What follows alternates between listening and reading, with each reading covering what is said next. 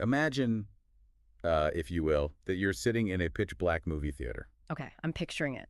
It's December 24th, Christmas Eve. Right, so prime time for holiday relaxation. Exactly. But the floor beneath your shoes is, like, sticky with dried soda and crushed candy. And the air in the room is just thick with that smell of stale popcorn and artificial butter. Oh, yeah, that very specific movie theater smell. Right. Now, normally, this is the exact moment where you're supposed to be soaking in the holiday magic.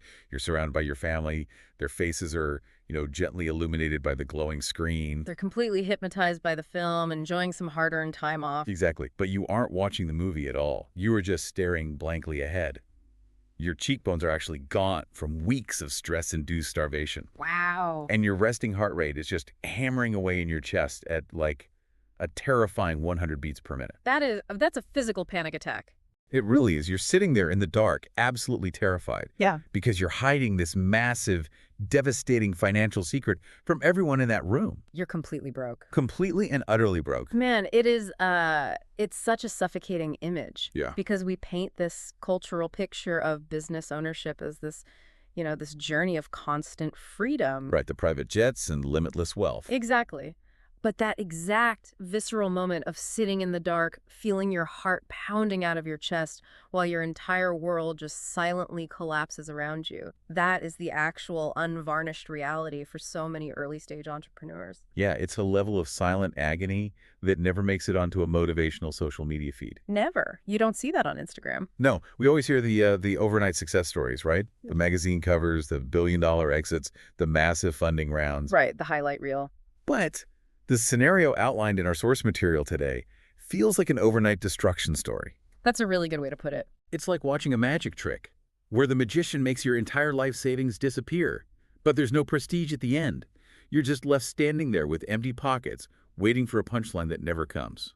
Well, I'd actually challenge the idea of it being a magic trick, because a trick implies an illusion, right? Okay, fair point. What we're really looking at in the source material is the brutal mechanics of risk just manifesting all at once.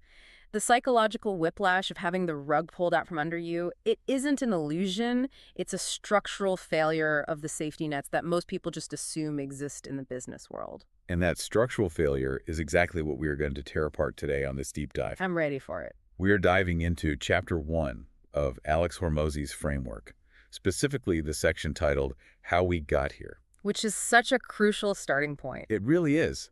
Because before you can even conceptualize building a massive $100 million business, you have to understand the foundational realities of the game you're actually playing. You have to know the rules. Right. You have to understand the specific skill set that prevents you from ending up in that pitch-black movie theater in the first place. Yes.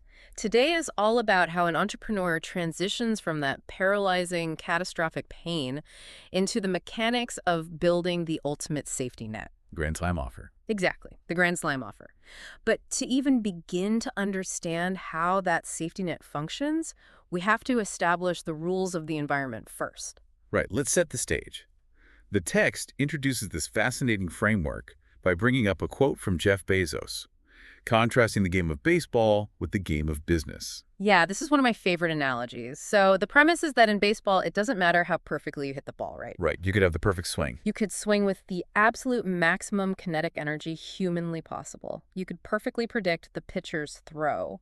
But the maximum number of runs you can possibly score on a single swing is structurally capped at 4. A grand slam. Exactly, a grand slam. There is a hard mathematical ceiling to your success per attempt. Business, however, operates on an entirely different statistical plane. Because business isn't played on a finite field. No, it's not. The text talks about outcome distributions. Let's break that down, actually. What does it mean when we say business has an untruncated or long-tailed outcome distribution for the listeners who maybe aren't math nerds? Sure. So in statistics, a truncated distribution basically means there is a limit. There's a cutoff point to how far the data can reach on either the positive or negative side. Okay, so baseball is truncated at 4 runs per swing. Right. And most traditional salary jobs are truncated too. Your upside is capped by your hourly rate or your annual salary limit, regardless of how much actual value you produce for the company in a single day. That makes sense. Even if you do 10 times the work, your paycheck is the same. Exactly. But in business, the distribution of potential outcomes is untruncated. The tail of the graph stretches out into infinity. So there's no ceiling. No ceiling at all. You can step up to the plate, take a swing, meaning you launch a product or create an offer, and theoretically, you can score 1,000 runs. You can score 10,000 runs. The upside is mathematically uncapped. Now, I struggle with this concept sometimes because it sounds a little overly optimistic. How so? Well, if business has this infinite upside, why do most people fail? It feels like we are describing a casino. You risk capital, time, and labor for a future payout. Right, that's the risk part. But in a casino, the odds are fundamentally stacked against the player. The house always wins. If you play the slot machines, you're just pulling the lever, hoping for a random distribution of luck. Yeah. So how is business different from just pulling a slot machine lever and hoping you hit that 1,000-run long tail? That's a great question.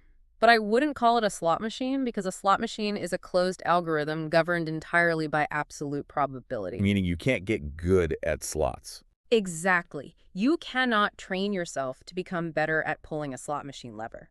Your skill has literally zero impact on the outcome. Business, on the other hand, is a game of asymmetric risk, where skill actively rewrites the probability matrix. Oh, that's interesting. So you can change the odds. Yes. The text argues that through acquired skill, you can shift the odds so heavily in your favor that you stop being the gambler pulling the lever and you actually become the house. So you are actively manipulating the long-term math. Precisely. It means that failure in business is not just an option, it is a statistical necessity. You are going to strike out. Everyone strikes out. The greatest business minds strike out continuously. But because the upside is completely uncapped, because you can score 1,000 runs on a single hit, you only need to connect perfectly once. Just once. Right. One truly exceptional offer can generate enough capital to pay for every single mistake, every failed experiment, every wasted advertising dollar, and every strikeout you've ever had. With enough left over to retire. Exactly. That is the true leverage of a long-tail distribution. Okay, that makes perfect mathematical sense on a whiteboard. But let's ground this back in the visceral reality of the text. Yeah. Because before you hit that 1,000-run swing, the day-to-day experience can be incredibly degrading. Oh, absolutely. The math doesn't protect your feelings. Right. Let's examine the specific events of Christmas Eve 2016 from the source material. The contrast between the abstract math of business and the physical reality of the entrepreneur is just staggering here. It really is. Hormozi describes sitting in his girlfriend's parents' spare room. But it's not a home office. It's a miniature children's playroom. Yes, the setting is wild. He's scrunched up in this tiny children's play chair. His knees are practically touching his chest, and he's surrounded by, like, motionless dolls. The physical setting of that scene is incredibly important from a psychological standpoint. How so? While he's in the middle of a catastrophic professional crisis, and his environment is completely infantilizing him. Oh, wow. Yeah. He's operating in a space meant for childhood make-believe, while dealing with consequences that are brutally adult. It strips away all the ego and the posturing we usually associate with business leaders. You can't feel like a CEO when your knees are up to your chin in a pink plastic chair. Exactly. You're just a vulnerable human at that point. And he's on the phone with a payment processor while sitting in that chair. The dialogue from that call reveals the absolute fragility of his situation. The irregular activity call. Right. The processor casually mentions they notice some irregular activity. And to be clear, irregular activity in this context just meant he had successfully sold a lot of his product very quickly. He was succeeding. He did what a business is supposed to do. He grew. But as a precaution, the payment processor informs him they are going to hold onto his funds. All of it. All $120,000 of it for 6 months. We really need to pause here and unpack the mechanics of payment processors because to the average listener, holding $120,000 of someone else's money sounds like literal theft. It sounds highly illegal if you don't know the industry. Right. Why would an underwriter do this? It's not out of malice. In the plumbing of the internet economy, the payment processor actually takes on the liability for chargebacks. Oh, so they are on the hook. Exactly. If a business suddenly spikes in sales, say, it goes from doing $5,000 a month to $120,000 in a matter of days, the processor's risk algorithm flags it immediately. Because to a machine learning algorithm, Hypergrowth looks exactly the same as fraud. You nailed it. The algorithm assumes the business might be selling vaporware, or maybe taking orders it physically cannot fulfill. And if that happens, the customers want their money back. Right. And if all those customers suddenly demand refunds and the business owner has already spent the cash, the payment processor is left holding the bag.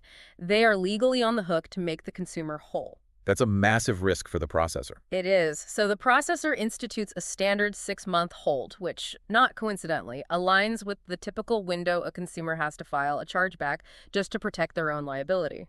Okay, so that makes logical sense from the processor side. It's just risk mitigation. Purely administrative. But let's look at the huge disconnect in that phone conversation. The customer service rep is just following a flowchart. They literally say, "Sir, it's just our policy." Complete corporate apathy. Right. To the underwriter, this is just a minor administrative anomaly. It's just a data point on a spreadsheet. Yeah. But to the entrepreneur in that tiny chair, it is a life or death crisis. Because that $120,000 isn't just pure profit sitting around. No, the reality of cash flow in a small business is that revenue is almost entirely spoken for before it even arrives in the account. Yes, the text highlights this brilliantly. Hormozi owes his salesman, a $22,000 commission for the very sales that generated the $120,000 that is now frozen. And that salesman has a pregnant wife and a newborn baby depending on that exact commission check. So the processor is treating it as an algorithm adjusting for risk. But the business owner is realizing he might be the reason a family cannot pay their mortgage or buy groceries. It's terrifying. The system simply doesn't care about your moral obligations or your verbal contracts. Which forces a very harsh realization about the illusion of security. It really shatters that illusion. You can have an incredibly profitable business on paper. You can have the spreadsheets showing massive hockey stick growth. But if you do not have liquidity, if you do not have the actual cash in an account that you personally control, you are suffocating. Cash flow is the oxygen of a business. Exactly. A transaction is absolutely not complete and revenue is not real until the money has cleared every single intermediary hurdle and is sitting safely in your hands. It's terrifying because you can do everything right, Yeah. You can navigate the storm, bring the cargo safely into port, but right as you go to unload, the harbor master just locks the gates and says, "Come back in 6 months." It feels like the ultimate betrayal. You didn't fail at business. The infrastructure of the game just arbitrarily locked you out. Well, I'd actually push back on the word arbitrarily. Oh, really? Yeah. It feels arbitrary to the founder in that moment, but it is highly systemic. And the lesson here isn't just that the system is unfair. The lesson is about margin. Okay, unpack that for me. If a 6-month hold on funds drives you to the absolute brink of personal bankruptcy, your business model is inherently fragile.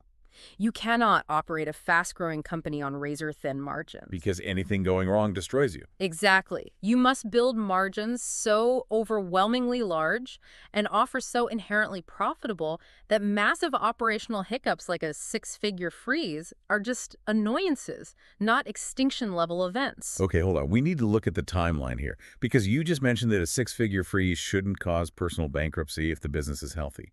But in the source material, this Christmas Eve disaster was not an isolated incident at all. No, it was the culmination of a nightmare. Right. It was the final blow in an absolutely brutal sequence of events. Yeah. If we rewind the clock just 30 days prior to this phone call, the situation was already in a state of catastrophe.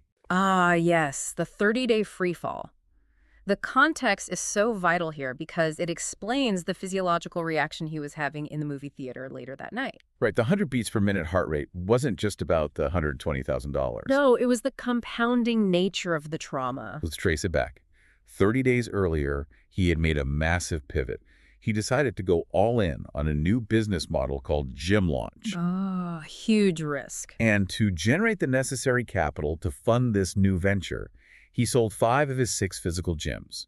Let's not gloss over that part. Those gyms were his life's work up to that point. His entire identity was tied up in being a successful multi-gym owner. Right, so he liquidates those assets, takes the resulting funds, $46,000, and deposits it into a new account with a new business partner to scale this new model. He essentially burned the boats. He destroyed his previous source of stability to force forward momentum. And then he wakes up one morning, goes through his daily routine of checking the bank balances, and the account says $300. The partner had drained the account overnight. Every single cent. The text states, "The last 4 years of my life had vanished that fast." He has no physical gyms anymore. He has no gym equipment. He has no employees. And he has exactly $300 to his name. It's devastating. And if that wasn't enough to shatter someone's reality during this exact same 30-day window, his mother is involved in a near-fatal accident. Right, requiring 24-hour medical supervision. So if we examine this through the lens of behavioral psychology, what is happening to a person going through all of this at once? Well, we are witnessing an attack on every foundational pillar of human stability simultaneously. Everything is collapsing. Everything. You have the professional destruction, Wow. the loss of his life's work, and the betrayal of a partner. You have the financial destruction, the complete evaporation of his runway. And you have the deeply personal familial trauma of his mother's accident. That's a lot for one brain to process. It's too much. When a human being faces compounding crises of this magnitude, the physiological response is rarely heroic action. The default neurological response is the freeze state. Explain the mechanics of that freeze state for us. Because, look, we all experience bad months. A car breaks down, a massive unexpected bill arrives, a project falls apart at work, we feel stressed, but we usually keep moving. What happens in the brain when the stress is total and absolute like this? It's what psychologists call an amygdala hijack. Amygdala hijack. Huh? Yes. The amygdala, which is the part of the brain responsible for processing fear and threat, essentially overrides the prefrontal cortex. And the prefrontal cortex is the part that handles logic, planning, and executive function. So your logic center just shuts down. Basically, yes. In a normal stress situation, like the broken car you mentioned, your prefrontal cortex can still map out a solution. I will take the bus, I will call a mechanic, I will use my emergency fund. All right, you make a plan. But when the threats are existential and they are coming from all directions at once, the brain perceives that no action will result in safety. So it triggers the freeze response. It's essentially playing dead. Precisely. It plays dead to conserve energy and minimize further damage. It is a state of total cognitive paralysis. Wow. It's the ultimate stripping away of all vanity metrics, isn't it? When a business is running smoothly, we focus on optimization. We look at employee KPIs, ad account metrics, office aesthetics, whatever. The luxury problems. Right, but absolute rock bottom removes all of that. When you have zero capital to invest in ads, zero team members to delegate tasks to, and zero physical assets to leverage, you are backed into a corner where your survival depends entirely on your raw, unadulterated ability to generate value out of thin air. You can't rely on momentum anymore. You have nothing but yourself. And that is the rawest definition of entrepreneurship. It isn't managing spreadsheets or having meetings. It is the fundamental ability to convince a stranger to exchange their money for the value you can provide right now with whatever meager resources you have left. Which brings us to the turning point of the whole story. The car ride. Yes. After the devastating phone call in the children's playroom, he eventually ends up at that movie theater on Christmas Eve with his family. He suffers through the movie in the dark, heart racing, knowing he's totally financially ruined. Just agonizing. And after the movie, they walk out of the theater. The text specifically notes the blinding sun hitting them as they leave the matinee. Such a stark cinematic detail. It really is. Moving from the dark isolation of his secret back into the harsh, undeniable light of reality. He gets into the car, and he finally has to confess the entirety of the situation to his girlfriend, Layla. And the stakes in that car ride are immense. He is anticipating total abandonment. Understandably so. He explicitly states in the text that he wouldn't stay with himself in that situation. Think about that. He has to tell her not only that the $120,000 they generated is frozen indefinitely, but that he just took their remaining personal balance and wired $22,000 to his salesman out of moral obligation. Leaving them with almost nothing. Exactly $1,036 in the bank. That's it. He fully expects the relationship to end right there in the passenger seat. But Layla's reaction completely subverts his expectation. She grabs his face, looks him dead in the eyes, and says, "I would sleep with you under a bridge if it came to that." It gives me chills just thinking about it. Then, without missing a single beat, she follows it up with a crucial question. "Are we still going to do these launches starting tomorrow? All my friends quit their jobs to do this." I want to dissect the behavioral psychology of her response here because it is masterful. Please do. It is very easy to read that scene and just view it as a romantic ride or die moment, right? Like a movie scene. But practically what she does is initiate a cognitive pivot that rescues him from that freeze response we just talked about. How so? Walk me through the psychological layers of what she actually said. First, she addresses the existential dread. By stating she would sleep under a bridge with him, she names the absolute worst-case scenario, total destitution and homelessness. She puts it right out there. And she validates that it is survivable. She removes the catastrophic fear of abandonment. She essentially says, the floor cannot drop any lower than the bridge, and I am willing to be there so the fear of falling is over. She gives him permission to fail completely without losing her. Yes.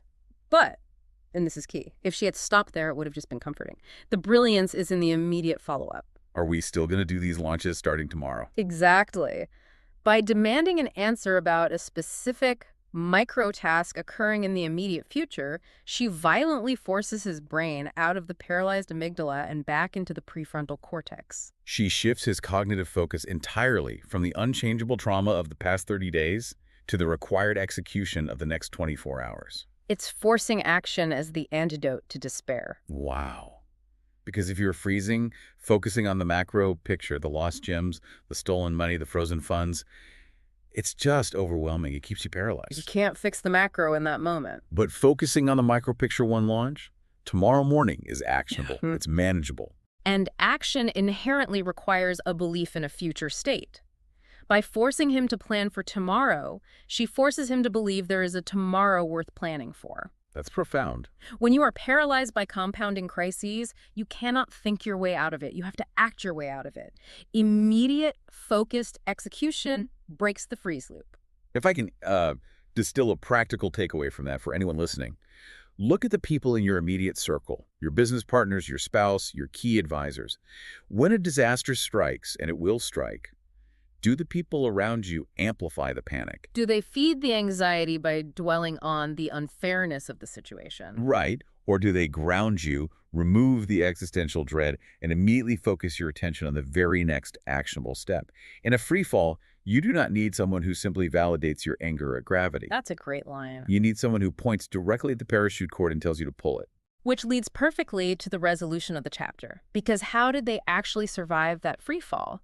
Cognitive reframing and a supportive partner are crucial for mental survival, but they don't actually pay the rent. No, they don't. The text is very clear that he didn't get bailed out by venture capital. He didn't win a lawsuit against the bad partner.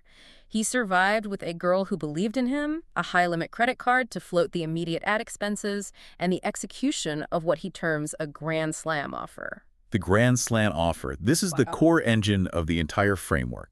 And the source material drops a statistic here that genuinely requires deep mathematical scrutiny because it sounds absurd at first glance. It really does. It states that his lifetime batting average in marketing over an 8-year period yielded a 36-to-1 return on ad spend. A 36-to-1 ROAS. Let's translate that into concrete unit economics so the impact is absolutely clear for the listener. Please. For every single dollar he fed into the advertising machine, he extracted $36 in revenue. That is a 3,600% return on investment. It's staggering. If you invest $1,000, you generate $36,000. Now, I have to challenge this because in the real world of digital marketing, a 3-to-1 or maybe a 4-to-1 return on ad spend is considered highly successful. People build agencies on 3-to-1 returns. Exactly. So if you are getting a 36-to-1 return, why wouldn't the ad platforms like Facebook or Google just adjust their auction algorithms to increase your cost per click? Right, to take their cut. If they see you're making $36 for every dollar, the market should theoretically bid up the cost of that traffic until your margins normalize. Mathematically, how does an ad platform allow that level of disproportionate return to sustain over an 8-year period? That is the exact right question to ask. And the answer lies in the fundamental difference between standard marketing and a Grand Slam offer. Okay, let's get into it. Ad platforms run on an auction system. You are bidding against your competitors for the attention of a user. If your competitors have a standard offer, let's say a basic gym membership for $50 a month, their lifetime value, or LTV, for a customer might be around $300. Okay, so the average customer stays for 6 months. Right. Because their LTV is only $300, the absolute maximum they can afford to spend to acquire a customer, their CAC might be $50 before they start seriously losing money. Okay, so their bid in the ad auction is structurally capped by their mediocre offer. Precisely. Now enter the Grand Slam offer. What Hormozi did wasn't just run better-looking ads for a $50 membership. He fundamentally re-engineered the offer itself. He changed what he was actually selling. Yes. He created a highly structured transformational program where the perceived value was astronomically high, and the price point reflected that, let's say, a $2,000 upfront commitment instead of just $50 a month. Wow, so the cash collected on day one is massive. Huge. But more importantly, the cost of fulfilling that program was incredibly low because he utilized digital assets, group models, and highly efficient systems. I see. So because his margin on the $2,000 offer was so massive, his lifetime value completely dwarfed his competitors. Exactly. While the competitor is absolutely terrified of spending more than $50 to acquire a customer, Hormozy could theoretically spend $500 to acquire a customer and still make a massive profit. He has so much more room to play with. He can outbid everyone else in the auction, effectively bullying his competitors out of the market entirely. The ad platform doesn't suppress him. It actually rewards him because he is willing to spend more per acquisition than anyone else, all while maintaining astronomical profitability. So the secret to a 36-to-1 return isn't a magical hack in the Facebook Ads Manager. Not at all. It's the unit economics of the offer itself. Bingo. If your business is a high-performance vehicle, your marketing strategy, your sales funnels, your sleek website design, your retargeting campaigns, those are all the chassis, the tires, the aerodynamic paint job. Right. They reduce drag. They matter. But the offer is the engine block. I really like that analogy. If the engine is a tiny, sputtering lawnmower motor, meaning an offer with low margins, high churn, and low perceived value, it absolutely does not matter how aerodynamic the car is. You can optimize the funnels all day, but you aren't winning any races. No, you're going to stall out. However, if the engine is a massive roaring jet turbine, a grand slam offer with immense margins, and an irresistible value proposition, you can literally strap that jet turbine to a rusty shopping cart, ignore half the marketing best practices, and you will still cross the finish line first. That's such a great visual. The sheer power of the unit economics overcomes the friction of bad marketing. That is the reality. When an offer is truly a grand slam, the discrepancy between the price you are charging and the immense value the customer believes they are receiving is so massive that the prospect feels fundamentally stupid saying no. It's a no-brainer. You do not need to be a world-class, high-pressure salesperson to close a deal when the offer itself is that good. The offer does the heavy lifting of persuasion for you. And it reliably turns those advertising dollars into massive, predictable profits. Which really circles us all the way back to the Jeff Bezos quote at the beginning. Ah, yes, the untruncated distribution. Exactly. That 36-to-1 return is the untruncated 1,000-run swing. It is the asymmetric upside that instantly erases the $46,000 stolen by a partner. It erases the $120,000 frozen by a payment processor. It pays back the credit card debt and sets you up for life.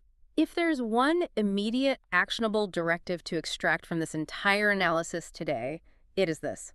Stop obsessing over the shiny peripheral objects of business. Stop agonizing over multi-step automated email sequences. Or trying to reverse engineer the latest TikTok algorithm. Or tweaking the hex codes of your brand colors. Right. None of that matters if your core offer is fundamentally weak, if your business is struggling, or if you're in the chaotic early days of launching. The absolute first thing you must interrogate, iterate, and relentlessly perfect is the actual thing you are asking people to pull out their credit cards to buy. Everything else is downstream from the offer. Everything.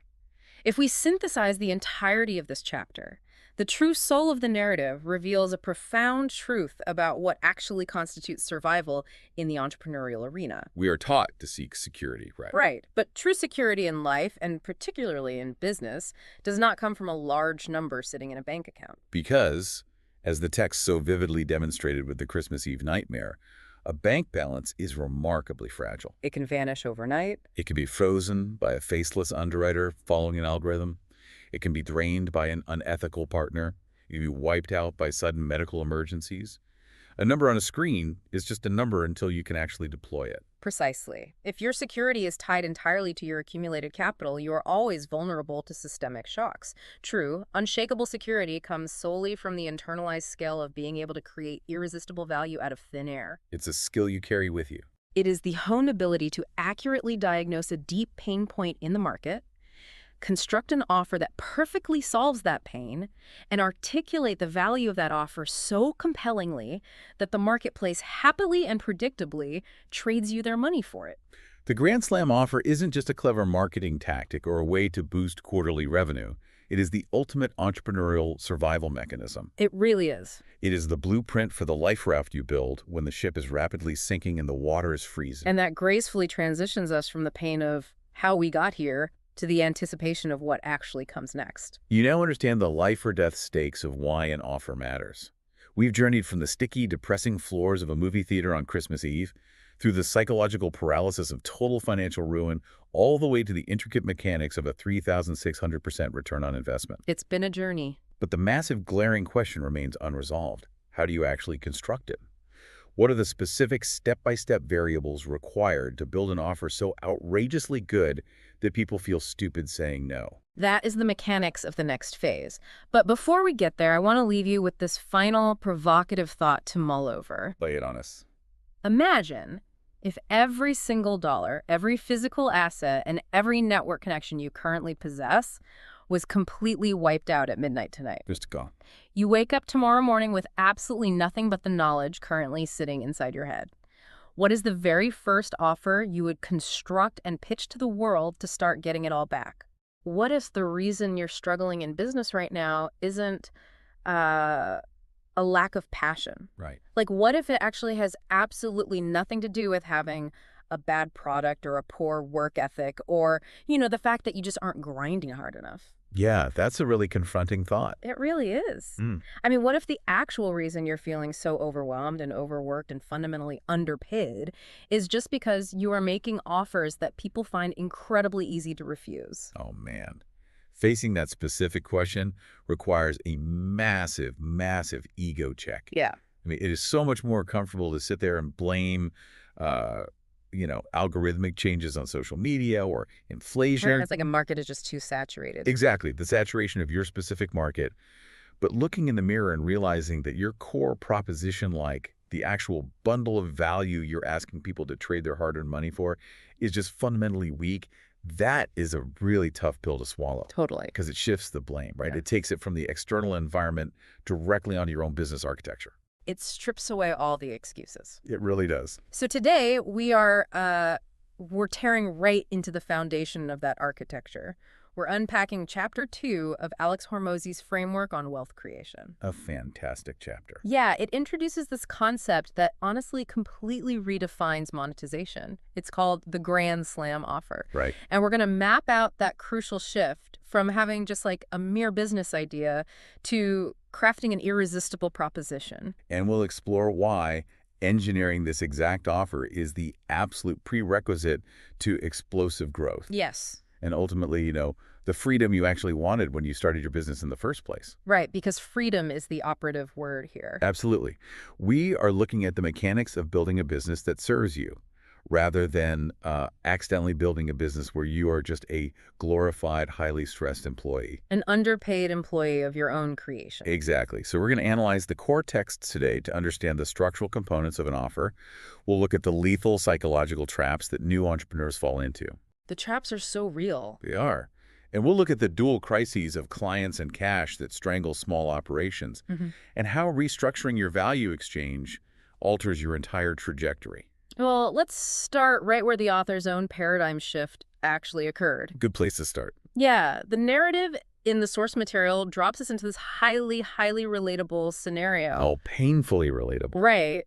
We're looking at a 23-year-old self-described entrepreneur who openly admits he had no idea what he was doing. He says he didn't know anything about anything, basically. Yeah, and he's sitting in this Las Vegas penthouse, right, wearing a free promotional Beast Mode t-shirt. Which is such a great detail. It is. And he had just put the $3,000, which he didn't really have, on a credit card just to buy a seat at a table with 10 highly successful business owners. And he is just suffocating in imposter syndrome. Oh, completely. I mean, he deliberately placed himself in an environment designed to expose his own ignorance. Yeah. He's sitting there listening to these veterans throw around advanced acronyms. Right, like KPIs, CPLs. Yeah, complex conversion rate metrics. And he is desperately pretending to nod along. He's just doing the slow nod, hoping no one asks him a question. Exactly. Because he assumes, like most beginners do, honestly, that the secret to business success is hidden inside that complex jargon. Right. He thinks there's this mechanical, secret language of optimization that he's somehow missing. But then the organizer of this mastermind group, a guy named TJ who runs multiple businesses, He recognizes that the author is completely out of his depth. He spots the deer in the headlights. Yeah, and he pulls him aside and asks this really profound question. He says, "Do you want to know the secret to sales?" Which is the golden question. Right, and the author leans in. He's expecting, a complex formula for neuro-linguistic programming or some high-pressure closing tactic. Some magical script. Exactly. Yeah. But instead, TJ delivers one sentence. He says, "Make people an offer so good they would feel stupid saying no." Man, that single sentence fundamentally re-engineers how a business should operate. It really does. Because it shifts the entire burden of success. How do you mean? Well, in the traditional sales paradigm that most of us are taught, the burden is placed entirely on the seller's ability to persuade. Oh, right. Like always be closing. Exactly. You are taught to aggressively handle objections, to manufacture false urgency, to corner the prospect into a yes. Right, right. And if the prospect says no, the assumption is that you failed as a salesperson. You just didn't push hard enough, or you didn't, find their deep pain point. But this new philosophy takes the burden off the salesperson and places it squarely onto the inherent structural value of the product. And the terms of the deal. Yes. If the offer itself is undeniable, persuasion becomes completely secondary. That's such a relief, honestly. It is. You don't need to be a charismatic closer. The value proposition is just so overwhelmingly tilted in the buyer's favor that their logical brain concludes, walking away would be an irrational, foolish decision. It's like, okay, think about the mechanics of this. Imagine you're trying to win a street race. Okay, I'm with you. The traditional, hard sales approach is spending years learning the complex mechanics of how to build and tune a combustion engine. Right. Which is like learning all those complex marketing metrics and sales tactics. It takes forever, and it's really hard. It's exhausting. But a grand slam offer is like someone just walking up and handing you the keys to a Bugatti. Uh-huh. Yes. Right. The vehicle just does the work for you. You just press the gas. That's a great analogy. Yeah. Because you don't need to know how the Bugatti engine works to beat a Honda Civic. Exactly. The product's inherent leverage wins the race. Let's ground this in a real-world scenario, though. Yeah, let's do it. Imagine you're trying to convince someone to come to your restaurant. Okay. The traditional approach is standing on the sidewalk, shouting at people, handing out flyers, and trying to convince them that your $25 burger is worth their time. Pushing a boulder uphill. Exactly. But a Grand Slam offer changes the gravity of the situation. Right. Instead of a $25 burger, what if your offer is, come in, eat our signature steak dinner. If it isn't the best meal you've had all year, you pay absolutely nothing. Wow. And on top of that, I will personally buy you a $50 gift card to the restaurant next door. That is insane. I mean, suddenly you don't need a flyer. No. You don't need to shout on the sidewalk. The offer just pulls them in like a magnet because the risk is completely gone. The risk is actually reversed. And that is a crucial mechanical difference we'll explore deeper in a bit. Yeah, we definitely need to unpack risk reversal. But for anyone looking at their own business right now, the immediate takeaway from this Las Vegas epiphany is to pause your obsession with complex marketing mechanics. Right. Just stop. If your business is struggling, do not spend the next month split testing the button colors on your landing page. Or obsessing over shaving 20 cents off your cost per lead. Exactly. All those optimizations are multipliers. Right. But if your core offers is 0, multiplying it by 10 still leaves you with 0. 0 times 10 is 0. So all of your initial frantic energy must be channeled into restructuring the actual thing you are asking people to buy. Okay, so if a masterful salesperson isn't the requirement, what is? Because for a lot of people jumping into business, they believe the answer is passion. Oh, the passion trap. Yeah. The source material highlights this massive, really dangerous gap between opening a business fueled by passion and actually running a profitable enterprise. We definitely have to look at that trap. Because every successful entrepreneur begins in that frustrated entrepreneur phase. For sure. They have skills, they have drive, and they are usually sitting in a traditional job, totally frustrated that they are trading their actual freedom for the illusion of security. Yep. Eventually, the pain of staying stagnant outweighs the fear of the unknown, and they take the leap to open up shop. And they usually start the business based on a deeply personal transformation, right? Usually, yeah. Like maybe they conquered massive personal debt, so they want to be a financial coach. Or they completely transform their bodies so they become a personal trainer. Exactly. They are driven by this pure idealistic desire to give back and help people achieve what they achieved. Which is noble. It is noble, Yeah. but they hit a wall because they naively believe that the act of starting the business is the finish line. Right. They think passion is enough to sustain the operation day to day. And the psychological dissonance here is profound. How so? Well, idealists often view the mechanics of business-like marketing, pricing, structuring contracts as somewhat distasteful. Oh, like they feel dirty doing it. Exactly. Right. They feel that heavily monetizing their passion somehow corrupts the purity of their intention to help. I hear that all the time. But the harsh, unavoidable reality of the marketplace is that to survive, you must facilitate a value exchange. Right. You cannot pay your commercial lease with good intentions. No, the landlord does not care about your passion. No, you have to trade your passion for the customer's resources. But there's a friction here, though. Let's look at this from the perspective of the business owner who is terrified of becoming like a greedy corporation. Fair point. If we completely engineer an offer solely to extract maximum money, doesn't the business lose its soul? Like, isn't passion the primary fuel that keeps a business alive during the really hard times? Okay, passion is absolutely the fuel. Right. Without it, you will burn out when things get difficult, 100%. But we have to understand the thermodynamics of a business. Okay, thermodynamics, I like it. What happens if you take a bucket of high-octane rocket fuel and just pour it out onto the ground? It just evaporates. Right. Or it might catch fire and create a dangerous mess, but it certainly doesn't move anything forward. Raw passion, unconstrained, dissipates. It needs an engine to contain it. Exactly. The fuel must be poured into a heavily structured, meticulously engineered containment system. It needs compression. Right. In business, your offer is that engine. I love that framing. The structured value exchange, the explicit agreement of what you give, what they pay, and the terms of that transaction is the mechanism that translates your raw, idealistic energy into actual forward momentum. Wow. If you fail to monetize effectively because you're afraid of corrupting your passion, your business dies. And when the business dies, your ability to help people with your passion dies right along with it. Exactly. The offer doesn't kill the soul of the business.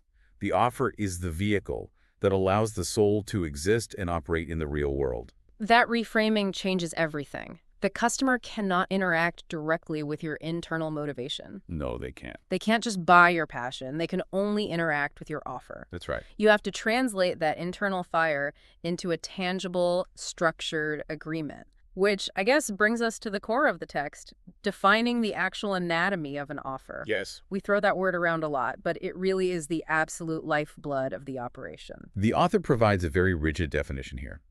The offer is the specific entity that initiates the trade of dollars for value. Okay. It's not merely the product or the service itself. It's a composite structure. So what's in that composite structure? It encompasses the goods provided, the exact method of how payment is accepted, the timeline of delivery, and the legal or implicit terms of the agreement. See, it's the whole package. It's the very first touch point a customer evaluates. And the text lays out this really blunt, almost mathematical spectrum of consequences based on how you construct this composite structure. Yeah, the spectrum is brutal. It really is. It goes like this. First, no offer equates to no business, which means no life as an entrepreneur. Makes sense. Then, a bad offer results in negative profit, the rapid death of the business, and a miserable life. Yep. A decent offer yields no actual profit, just enough to cover expenses, resulting in a stagnating business and a stagnating life. This is a scary one. Yeah. Then, a good offer provides some profit, an okay business, and an okay life. Right. But a grand slam offer, that generates fantastic profit, explosive business growth, and ultimately, true freedom. See, the most dangerous place on that entire spectrum is the decent offer. Why is that? Because it's not failing right away. Exactly. A bad offer kills the business quickly, which is painful, sure, but it allows you to move on. You can just try something else. Right. A decent offer is a slow bleed. Oh, man. It keeps the business alive just enough to trap you. You make enough to pay the bills, but not enough to hire help. Or scale, or take a vacation. You become a prisoner to the decent transaction. Let's break down the mechanics of why a decent offer fails to scale and how a Grand Slam offer works structurally. Let's do it. Because why does the text elevate things like payment structure and guarantees to the exact same level of importance as the actual physical product. Yeah. Like, my instinct tells me that if the product is great, the terms really shouldn't matter that much. That instinct is so common, but it completely ignores the psychology of the buyer. Okay, unpack that for me. An offer is fundamentally an exercise in manipulating the perception of risk and reward. Right. Whenever a human being contemplates handing over resources, whether that's time or money, their brain immediately calculates the likelihood of failure. Like, am I going to get ripped off? Exactly. Is this going to work? The way an offer is framed completely alters that calculation. Let's look at a practical example. Okay, imagine you are a web developer selling a custom website for $10,000. Okay, a pretty high-ticket service. Right. Now, let's look at a decent offer structure for this. You say, I build great websites, pay me $5,000 upfront and $5,000 when it's done in 2 months. I will do my absolute best to make it look nice. Which is how most agencies operate, honestly. It is. And the core product, the website itself, might be technically excellent. But look at the risk profile. The buyer is taking on a massive financial risk. Huge risk.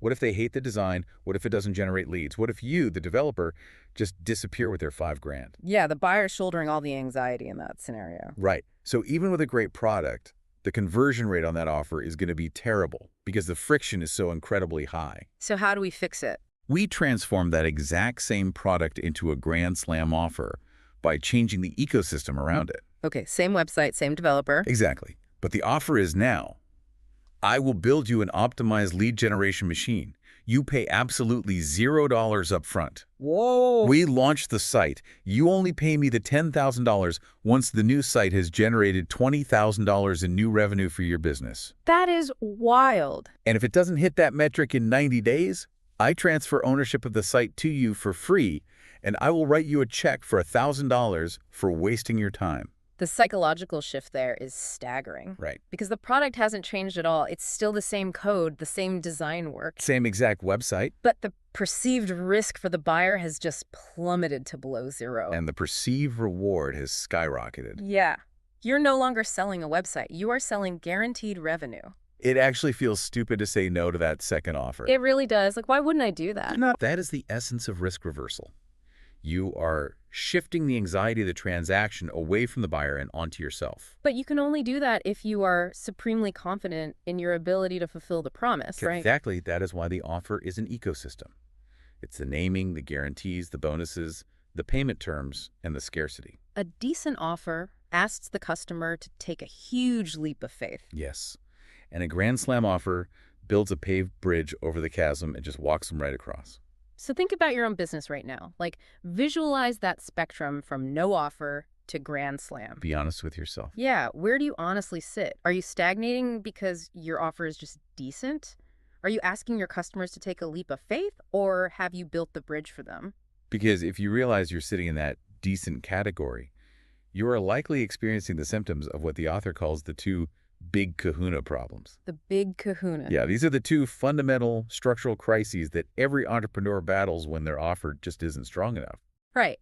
So problem one is not having enough clients. Yep. And problem two is not having enough cash, meaning excess profit left over at the end of the month after all your expenses are paid. Right. On the surface, that sounds like the exact same problem. Like, if you get more clients, don't you automatically get more cash? In a perfectly linear world, yeah, you would. But a decent offer creates a vicious, suffocating cycle between those two problems. Let's trace the mechanics of it. Let's do it. You launch your business with a decent offer. Let's say you are a fitness coach offering a standard $200 a month workout plan. Pretty standard. You realize you don't have enough clients. Yeah. So you decide to solve problem number one. You need to get more eyeballs. Right. You spend money on Facebook ads, you hire a marketing agency, or you just spend hours of your own time creating content to acquire those clients. But client acquisition is incredibly expensive. It's massively expensive. The cost to acquire a customer eats directly into the profit margin of that $200 plan. Oh, I see. So you successfully solve problem number one. You get 10 new clients. Awesome. But because the acquisition cost was so high, your margins are just razor thin. Right. So you've actually exacerbated problem number two. You still have no free cash flow at the end of the month. Wow. You're just doing way more work for the exact same net financial result. You're running on a treadmill. And it gets fundamentally worse because of the very nature of a decent offer. Yes, it does. Because a decent offer is, by definition, a commodity. A $200 a month workout plan looks exactly like the $200 a month workout plan from the thousands of other coaches online. They are completely indistinguishable. Right. And what does a consumer do when faced with a dozen identical commodities? They savagely compare them based on the only differentiating metric available, price. Price. When the prospect views your service as fundamentally interchangeable with your competitors, they force a race to the bottom. It's inevitable. If they can get a workout PDF from you for $200 or from someone else for $150, they will choose the $150 option every single time. So to win that client, you have to slash your prices. Yep. And your reward for winning that race to the bottom is that you get to work even more hours for even less margin. You are literally competing to see who can endure the most financial pain. That sounds miserable.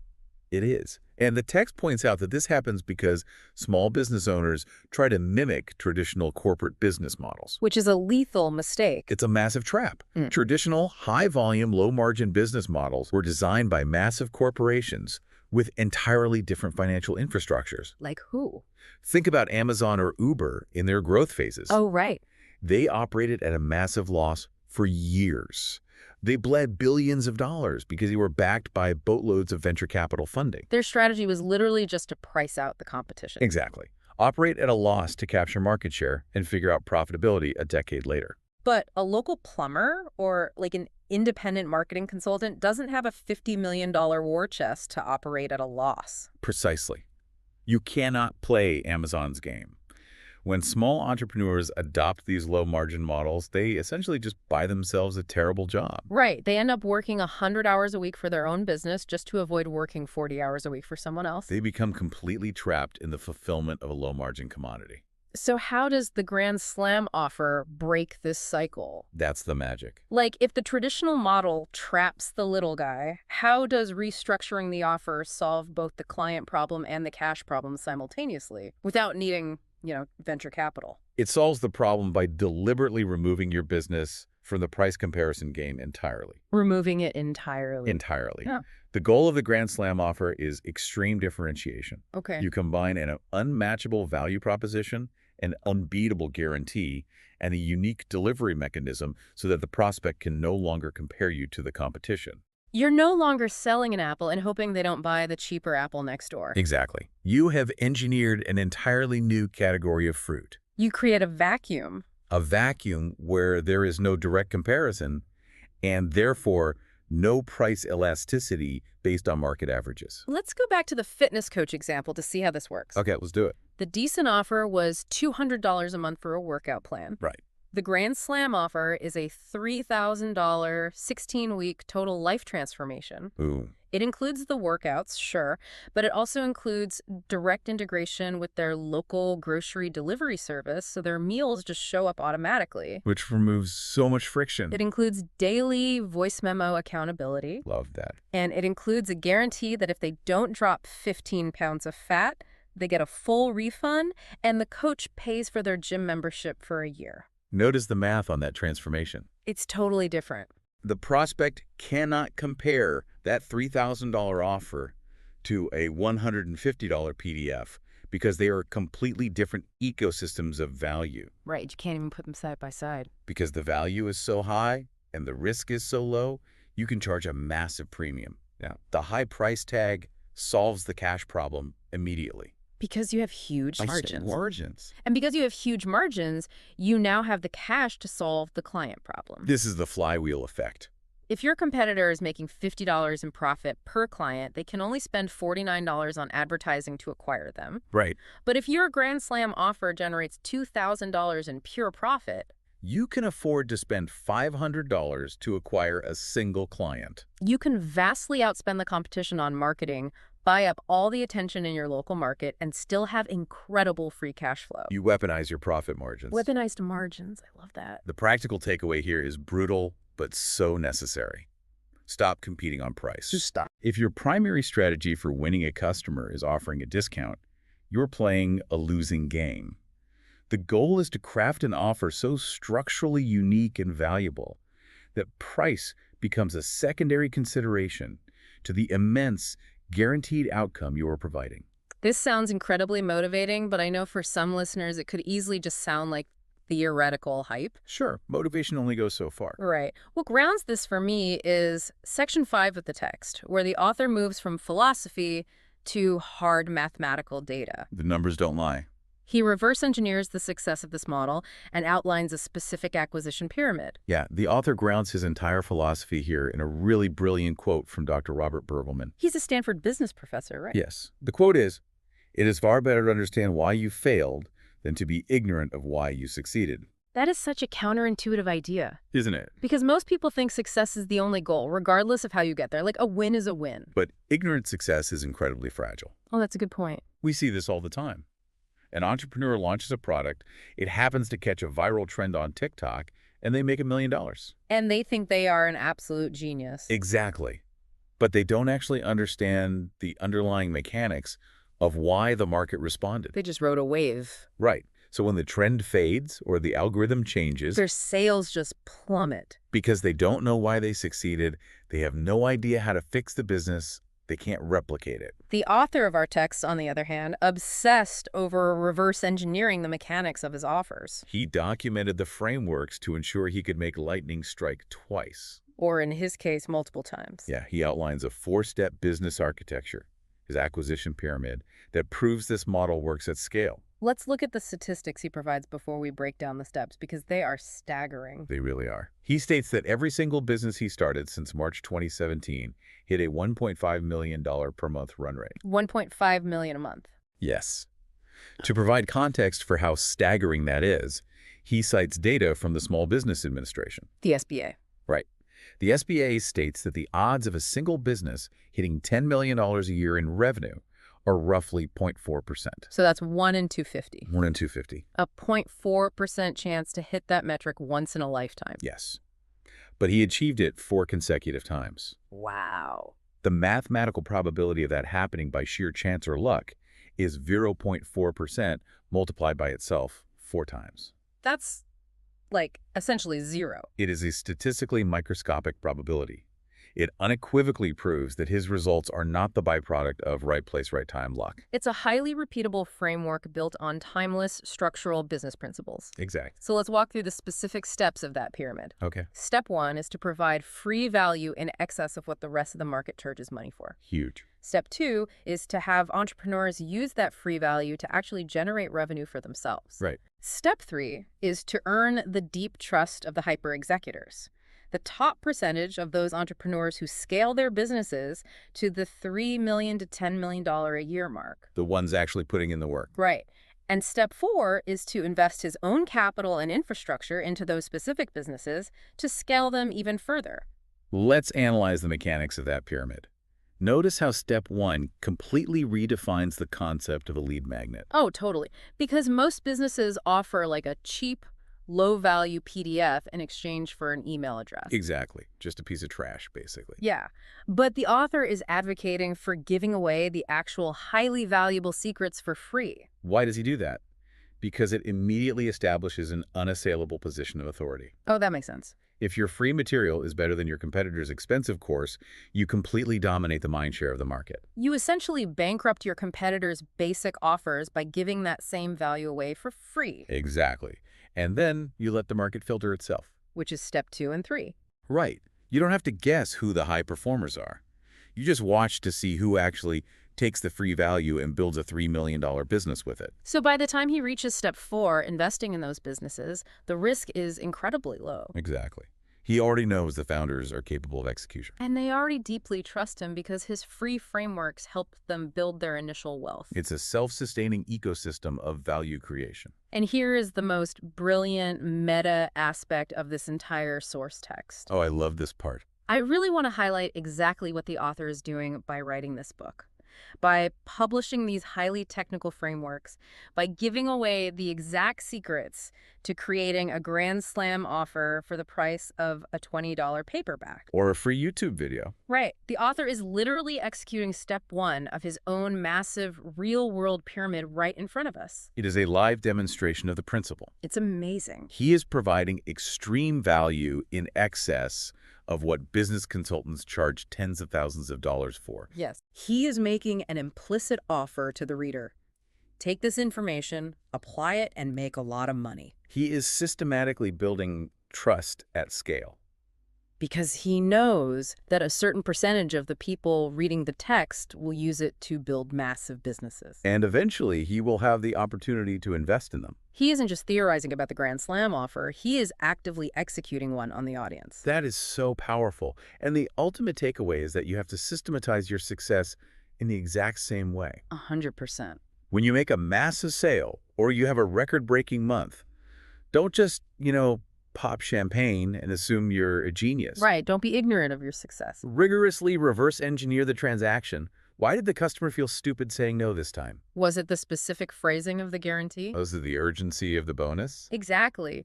Document the architecture of that win so you can build a system that churns out that same result continuously. So let's synthesize the absolute soul of this chapter. Bring it all together. We started with a entrepreneur in a Vegas penthouse, paralyzed by jargon, who learned that the ultimate leverage in business isn't a complex marketing metric, but simply an undeniable offer.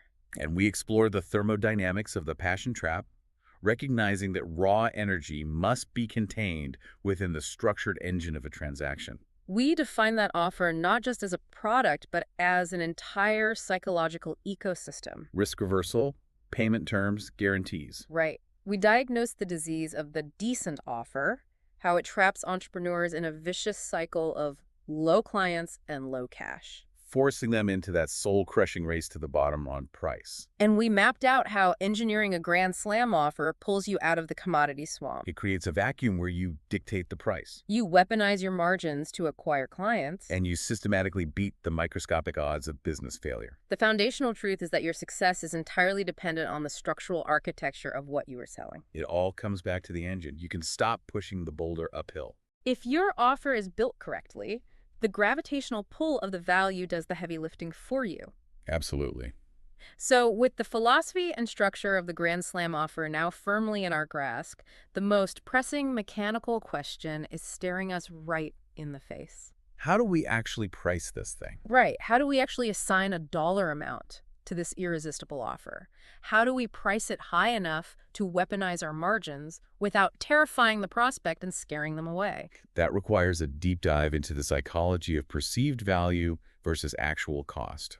We have to unpack how price itself actually alters the customer's experience of the product. It's fascinating stuff. We will tear into the mechanics of premium pricing in our next exploration of the source material. Can't wait for that one. But before we go, I want to leave you with a thought to mull over that extends far beyond just business. Okay. We spent this entire time talking about the structural offers you make to your customers. But consider the architecture of your personal life. What is the offer you are currently presenting in your personal relationships? Think about the value exchange you are presenting to your partner, your close friends, or your colleagues. That's a great question. Are you bringing undeniable value to those relationships? Or if you were to brutally audit your own life, would you find that you've been offering a stagnant, easily replaceable commodity there too? Oof. Keep that in mind, and we'll see you next time.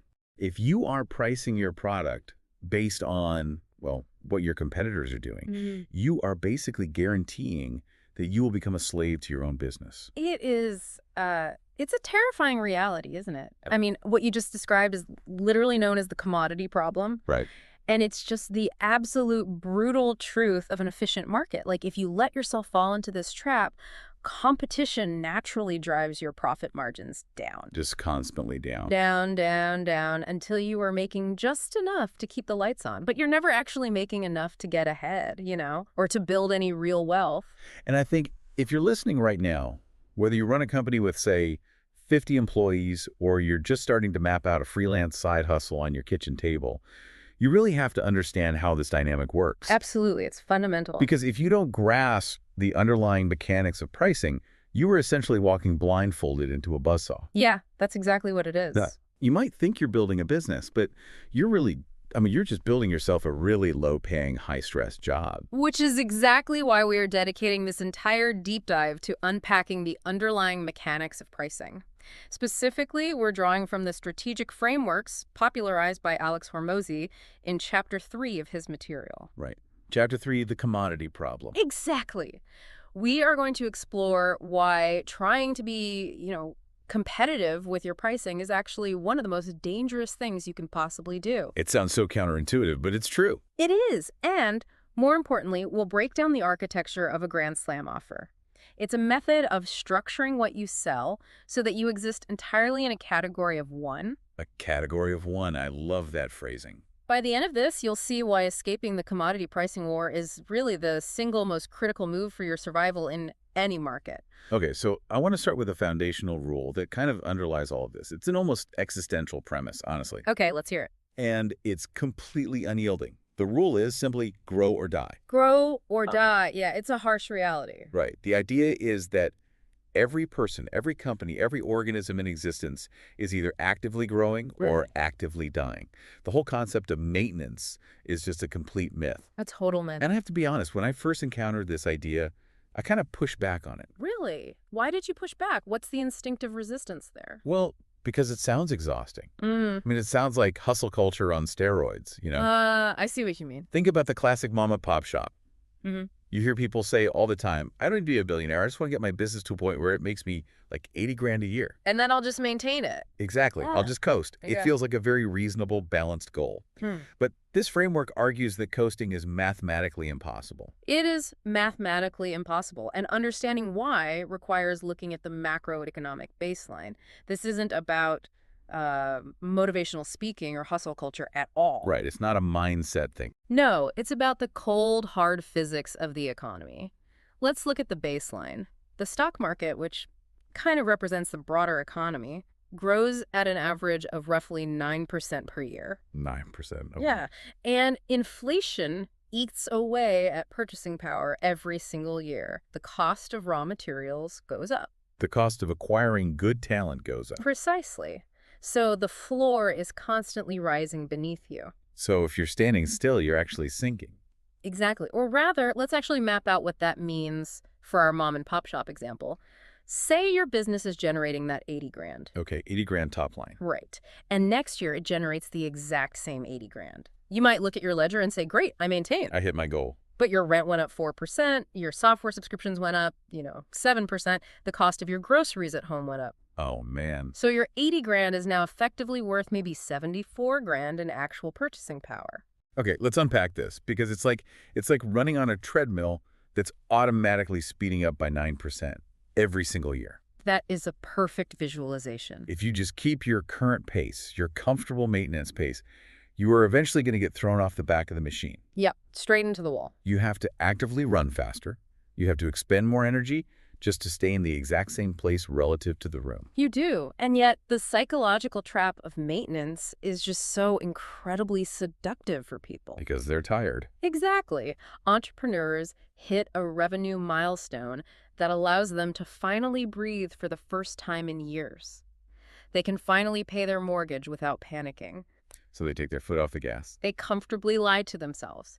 But the forces of inflation, market expansion, and competition, they do not coast. No, they don't. If you are not actively pushing for growth to outpace that baseline treadmill speed, your business is actively dying. It's just happening so slowly you don't notice the bleeding until it's critical. So if we accept this somewhat terrifying reality that we have to grow, that we have to run faster on that treadmill just to survive, how do we actually do it?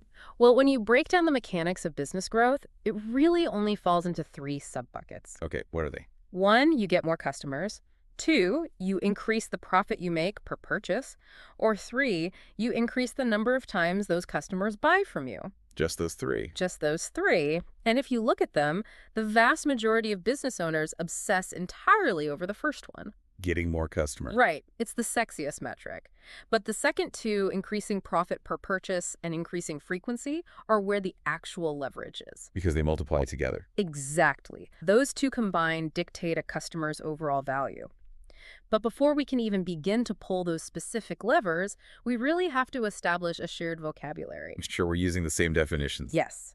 We need to know how to measure the speed of our treadmill. Right. And there are two critical terms here that we absolutely need to define for you listening, because everything we're going to talk about today regarding pricing completely hinges on them. They are the foundation. The first term is gross profit.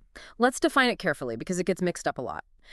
Gross profit is the revenue you take in minus the direct cost of servicing one additional customer. Okay, hold on. Let me stop you right there, because I think people hear the word profit and their brains immediately go to their bank account at the end of the month. Oh, absolutely. They think of their take-home pay. But you're saying direct cost of an additional customer. Walk me through a concrete example so I can picture it. Let's use a physical product first. Yeah. Imagine you are selling a specialized skincare lotion. Okay, got my lotion. You sell a bottle for $10. That Yeah. is your top line revenue. Now, we have to calculate the direct cost of fulfilling that one specific additional bottle. So what goes into it? Well, the raw ingredients cost you, say, $1. The plastic bottle and the little pump cost 50 cents. The shipping label and the box cost another 50 cents. Okay, let me do the math. So the direct cost of making and delivering that one unit is $2. So the revenue is $10, the direct cost is $2. That leaves you with $8. Yes. That $8 is your gross profit. Or if we express it as a percentage, you have an 80% gross profit margin. Okay, that makes sense for lotion. But how does that apply to a service business? It's the exact same logic. Because if I'm a consultant or I run an advertising agency, I'm not buying plastic bottles and pumps. My product is my time and my expertise. The math works exactly the same way. You just have to identify the direct labor cost instead of physical materials. Okay, give me an agency example. Say you sell agency services. You run Facebook ads for local gyms, and you charge them $1,000 a month. That's your revenue. $1,000, got it. Now, what does it cost you to service one additional gym? Let's say you have an account manager on your team who actually does the button clicking and the reporting. Right, the person doing the actual work. You calculate that this manager's hourly rate applied to the 4 hours a month they spend on this specific client equals $100. So the $1,000 in revenue minus the $100 in direct labor cost leaves a gross profit of $900. Exactly. A 90% gross margin. Correct. Okay, but here is where the confusion usually sets in, and what I kind of alluded to a moment ago. This is absolutely not your net profit. No, not at all. Net profit is a completely different animal. Net profit is what is left over after all your other overhead expenses are paid, right? Yes. Net profit accounts for the rent on your office building, your business insurance, your legal fees. The stuff that doesn't scale directly with one new client. Right. The salary of your receptionist who doesn't do direct client work, the money you spend on a billboard, all of that. Okay, so why does this distinction matter so much? I'm putting myself in the shoes of the listener right now. Okay. If I'm running a business, the only thing that actually matters to my personal livelihood is the net profit, right? So that's what I can take home to feed my family. That's the common way to look at it, yeah. Why should I obsess over the gross profit? Is it because gross profit is essentially the oxygen the business has to play with before dealing with the structural overhead? Oxygen is definitely the right way to think about it, but let's push the analogy even further. Gross profit is the raw, unrestricted fuel for customer acquisition. The fuel for acquisition. Yes. When you are designing an offer or figuring out your pricing strategy, you have to focus maniacally on gross profit because that is the war chest you use to buy attention. Wait, explain that. How is gross profit buying attention? Think about it this way.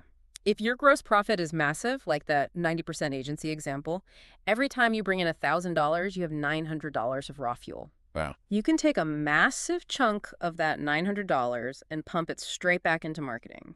You can run ads or hire salespeople to go get the next customer. Because it's free cash flow, essentially. You can literally outspend your competitors. If your competitor has a clunky fulfillment process and their gross profit on $1,000 is only, say, $200. Then they only have $200 of fuel to acquire a new customer. Exactly. You have $900. You will destroy them in the marketplace because you can afford to spend so much more to acquire the customer. That makes a ton of sense. Yeah. You can afford to literally buy the market because your margins let you outbid everyone else. That's the game. Okay, so gross profit is the fuel for acquisition per transaction. The second vocabulary term we need to lock down is lifetime value, or LTV. Sometimes called lifetime gross profit, which is a bit more accurate for our purposes. Let's define that one too. LTV is simply the total gross profit you accumulate over the entire lifespan of your relationship with a single customer. It takes our first metric and just stretches it over time. So going back to our skincare lotion example, I make $8 in gross profit when they buy one bottle. Right. If my product is amazing and that customer comes back and buys a new bottle every month for 10 months before they finally move away or switch brands, Then their lifetime value to you is $80. $80. Yeah. And once you know that an average customer brings you $80 in gross profit over their lifespan, you suddenly have this profound clarity on how much you can afford to spend to acquire them on day one. You realize you don't just have $8 to play with, you have 80. That is a huge perspective shift. It is. This realization is what separates amateur businesses from massive enterprises. Okay, so we've established that we have to run faster on the treadmill. Yeah. And we know that maximizing gross profit and lifetime value is the actual engine that allows us to run. Yes. Now we have to talk about the primary disease that destroys that engine. The thing that suffocates a business and just strips away all its fuel. Commoditization. Commoditization. That's an ugly word. It's the nightmare of market efficiency. And it's a trap so many intelligent, hardworking entrepreneurs fall into without even realizing it's happening. So how do we define it? We need to clearly define what a commodity actually is in a business context. A commodity is a product or service that is available from many different places and is broadly perceived to be identical no matter who you buy it from. Like gold or wheat or, a barrel of oil. Yes, those are literal commodities. Yeah. A barrel of crude oil from Texas is fundamentally the exact same thing to a refinery as a barrel of crude oil from North Dakota. Because the product is identical. Because it's identical, the buyer makes their decision based on one single metric: price. But most people listening aren't selling barrels of oil. No, they aren't. They are graphic designers, or they own a local landscaping company, or they sell business consulting. How do they know if they've become a commodity? It's a great question. Is it simply the moment a prospect says, well, the guy down the street quoted me $20 less? That is the ultimate symptom. If a prospect can put your product or service on a mental spreadsheet next to 3 of your competitors, The mental spreadsheet. and they think, well, these are pretty much the exact same thing, then your value has been destroyed. You've been commoditized. And what's the consequence of that? The consequence is devastating. If all products are perceived as equal, the absolute cheapest one wins by default. There is no other logical way for the consumer to make a decision. Which triggers a race to the bottom. Exactly. It triggers a massive race to the bottom on price. And that race to the bottom is what economists lovingly call market efficiency. They do love that term. And I think this is a huge mental hurdle for a lot of people because we are taught in school that efficient markets are a good thing. They are a very good thing if you are the consumer. Right. Perfect market efficiency is a consumer utopia. It means competition is so fierce that profit margins are squeezed to the absolute minimum, guaranteeing the buyer gets the lowest possible price. Great for me when I'm buying a TV. But if you are the business owner, perfect market efficiency is fatal. It's the buzzsaw I mentioned earlier. You slash your prices to get the client because you just have to beat the guy down the street. You feel like you have no choice. But now your gross profit margin is so incredibly thin that you don't have the fuel we talked about. You can't afford to hire an assistant to take the load off. You can't afford to run ads to get more clients. So you just have to grind harder. You just work yourself to the bone. And you fall into this terrible psychological trap. You wait anxiously for things to turn around. You think, if I just push through this lean year, if I just do really good work, word of mouth will take over and I can raise my prices. That's a lie, isn't it? It's a total lie. The market mechanics simply won't allow it because the second you raise your prices, the consumer just goes back to the cheaper guy down the street. Because you are still fundamentally selling a commodity. Exactly. By the time you realize that doing good work isn't enough to escape market efficiency, you are completely burned out and you're in too deep. This sounds incredibly bleak. I mean, if I'm listening to this right now and I realize my freelance design business or my local accounting firm is currently operating as a commodity, I'm probably sweating. Yeah, it's a sobering realization. I need a solution. How do we stop competing on price if the market forces are literally designed to crush us? To stop competing on price, you must stop selling something that is comparable. You must sell in a vacuum. Sell in a vacuum. You cannot allow the prospect to ever put your service on that mental spreadsheet we talked about. Okay, I love the sound of selling in a vacuum, but conceptually I need you to prove to me how that is actually possible. Sure. Because if I'm an accountant, I do taxes. Taxes are taxes. How do I suddenly become incomparable? This leads us to the antidote, which is the core architectural concept we really need to explore today. The Grand Slam offer. Right. Define a Grand Slam offer for me. A Grand Slam offer is an offer presented to the marketplace that literally cannot be compared to any other product or service available. Because it's structured differently. Yes. It achieves this vacuum by combining several distinct elements into a completely new bundle. What are the elements? It requires an attractive promotion, an unmatchable value proposition, a premium price, and an unbeatable guarantee. Okay.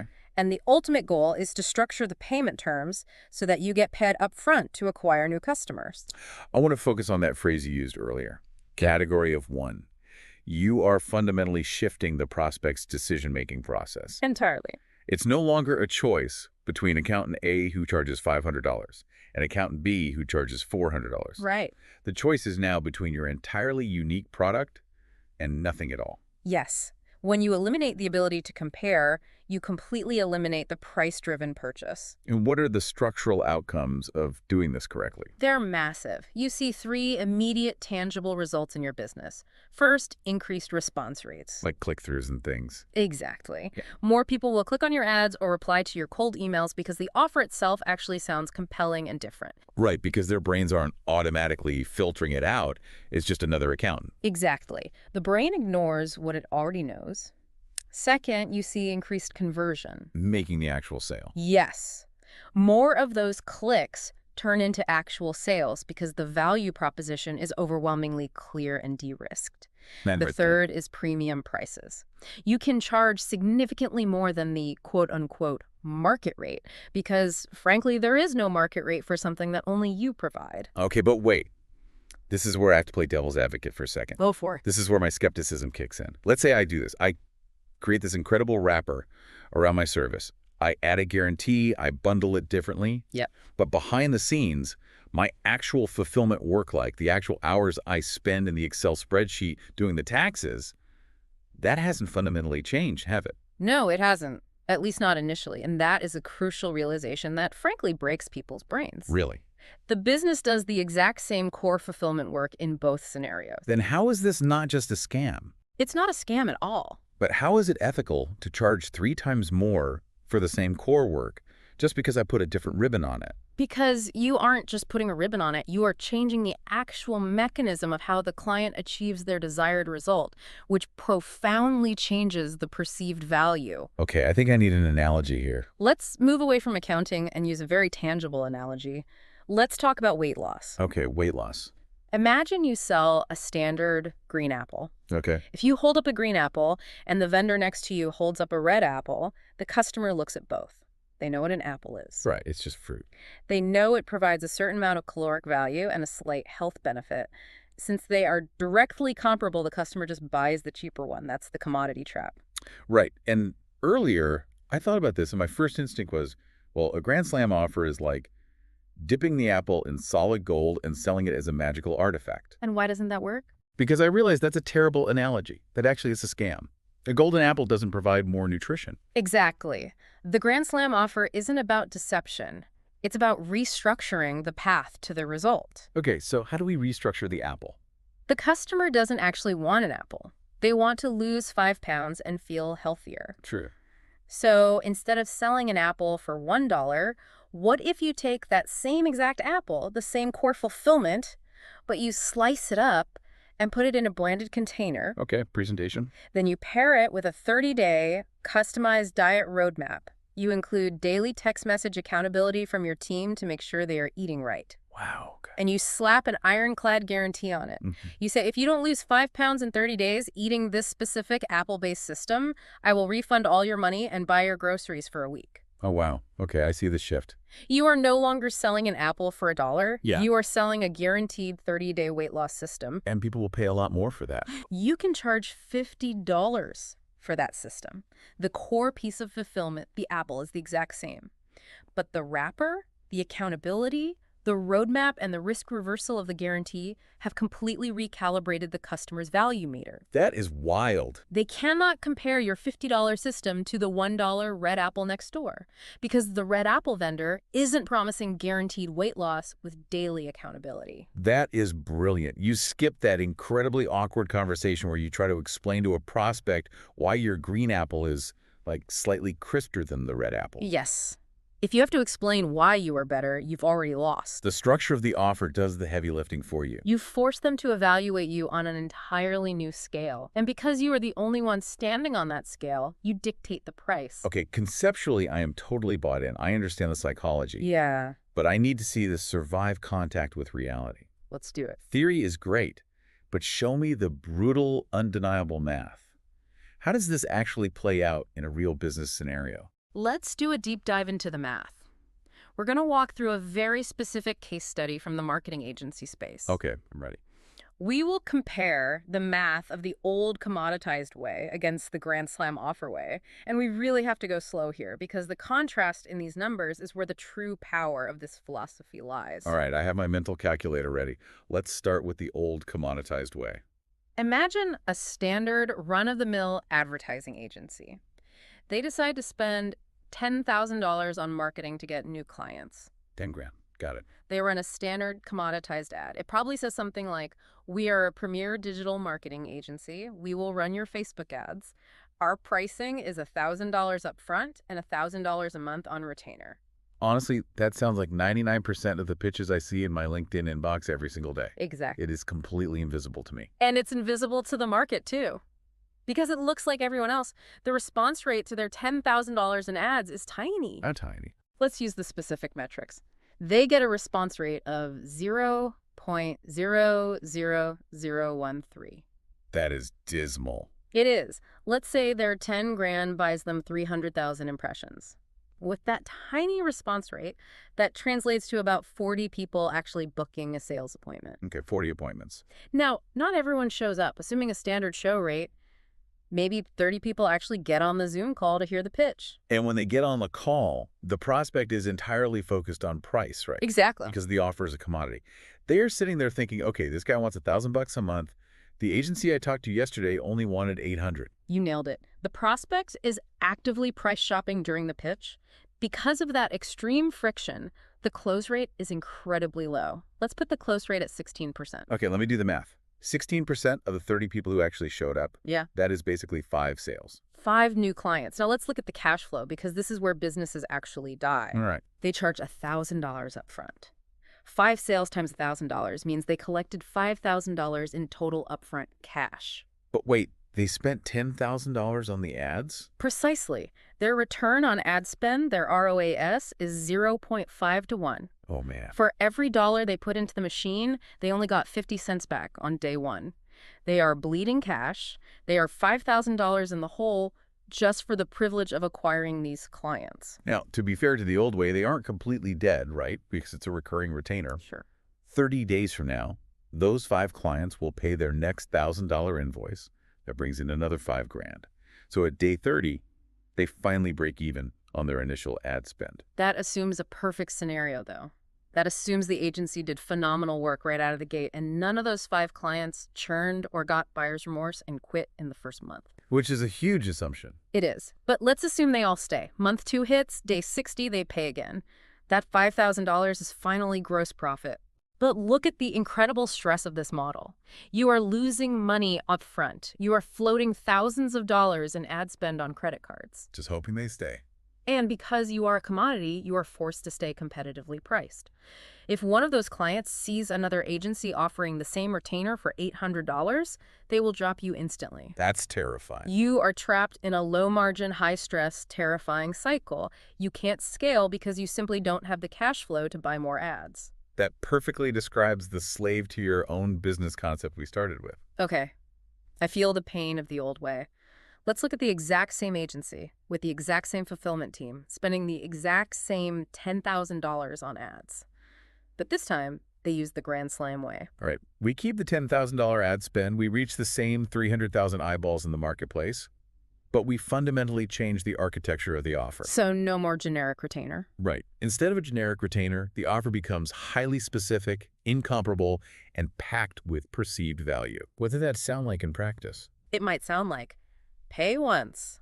We will fly to your office, build your entire automated customer acquisition system in 2 days, install our proprietary lead tracking software, train your sales team on our script, and give you our operational playbook. Whoa. And if you don't make your money back in 60 days, we work for free until you do. Okay, wow. That is not an agency retainer. That is a completely different animal. And because it is a completely different animal, it stands out in the newsfeed. The response rate jumps significantly. By how much? Instead of 0.00013, the response rate jumps to 0.00033. It's roughly a 2.5 times increase in response simply because the offer is unique and compelling. So what does that mean for the actual appointments? This is where the math starts to really compound. That 2.5x increase means instead of 40 appointments booked, you now have 100 appointments booked from the exact same ad spend. Right. The show rate stays the same at 75%, meaning 75 people actually show up to the Zoom call compared to the 30 in the old way. And here comes the most important psychological shift, I bet. The close rate. Oh, yeah. Because when they get on the call, the prospect can't compare this fly-in, build-it-in 2 days guaranteed system to the guy offering his standard $800 retainer. They aren't even on the same playing field. Because there is no price comparison, and the perceived value is massively higher due to the speed and the guarantee. The close rate skyrockets. From 16% to what? It jumps from 16% to 37%. You are closing more than a third of the people you talk to. That is a 2.3x increase in closing efficiency. Okay, let me run the numbers on that. 37% of 75 people. That gives us roughly 28 sales. Yep. Let's compare that. 5 sales the old way, 28 sales the new way. Right. But here is the kicker. You aren't charging $1,000 anymore, are you? Absolutely not. You have removed the price ceiling entirely. Because you are providing a massive, unique, risk-free proposition, you charge a premium price. Let's use the price point from the case study, $3,997. Instead of a low-ticket recurring model, you shifted to a high-ticket, one-time upfront fee. You basically 4x'd the initial price. Oh my God. Okay, I'm doing the final math on this right now. 28 sales, each paying $3,997 up front on day one. That equals, man, that's $111,916. Let's just call it $112,000. You collected $112,000 in upfront cash off of a $10,000 ad spend. Look at the return on ad spend. Your ROAS is 11.2 to 1. That is insane. For every dollar you put into the machine, it spit out $11.20 immediately. Compare the total upfront cash, $5,000 bleeding the old way, versus $112,000 cash in the bank the Grand Slam way. Wow.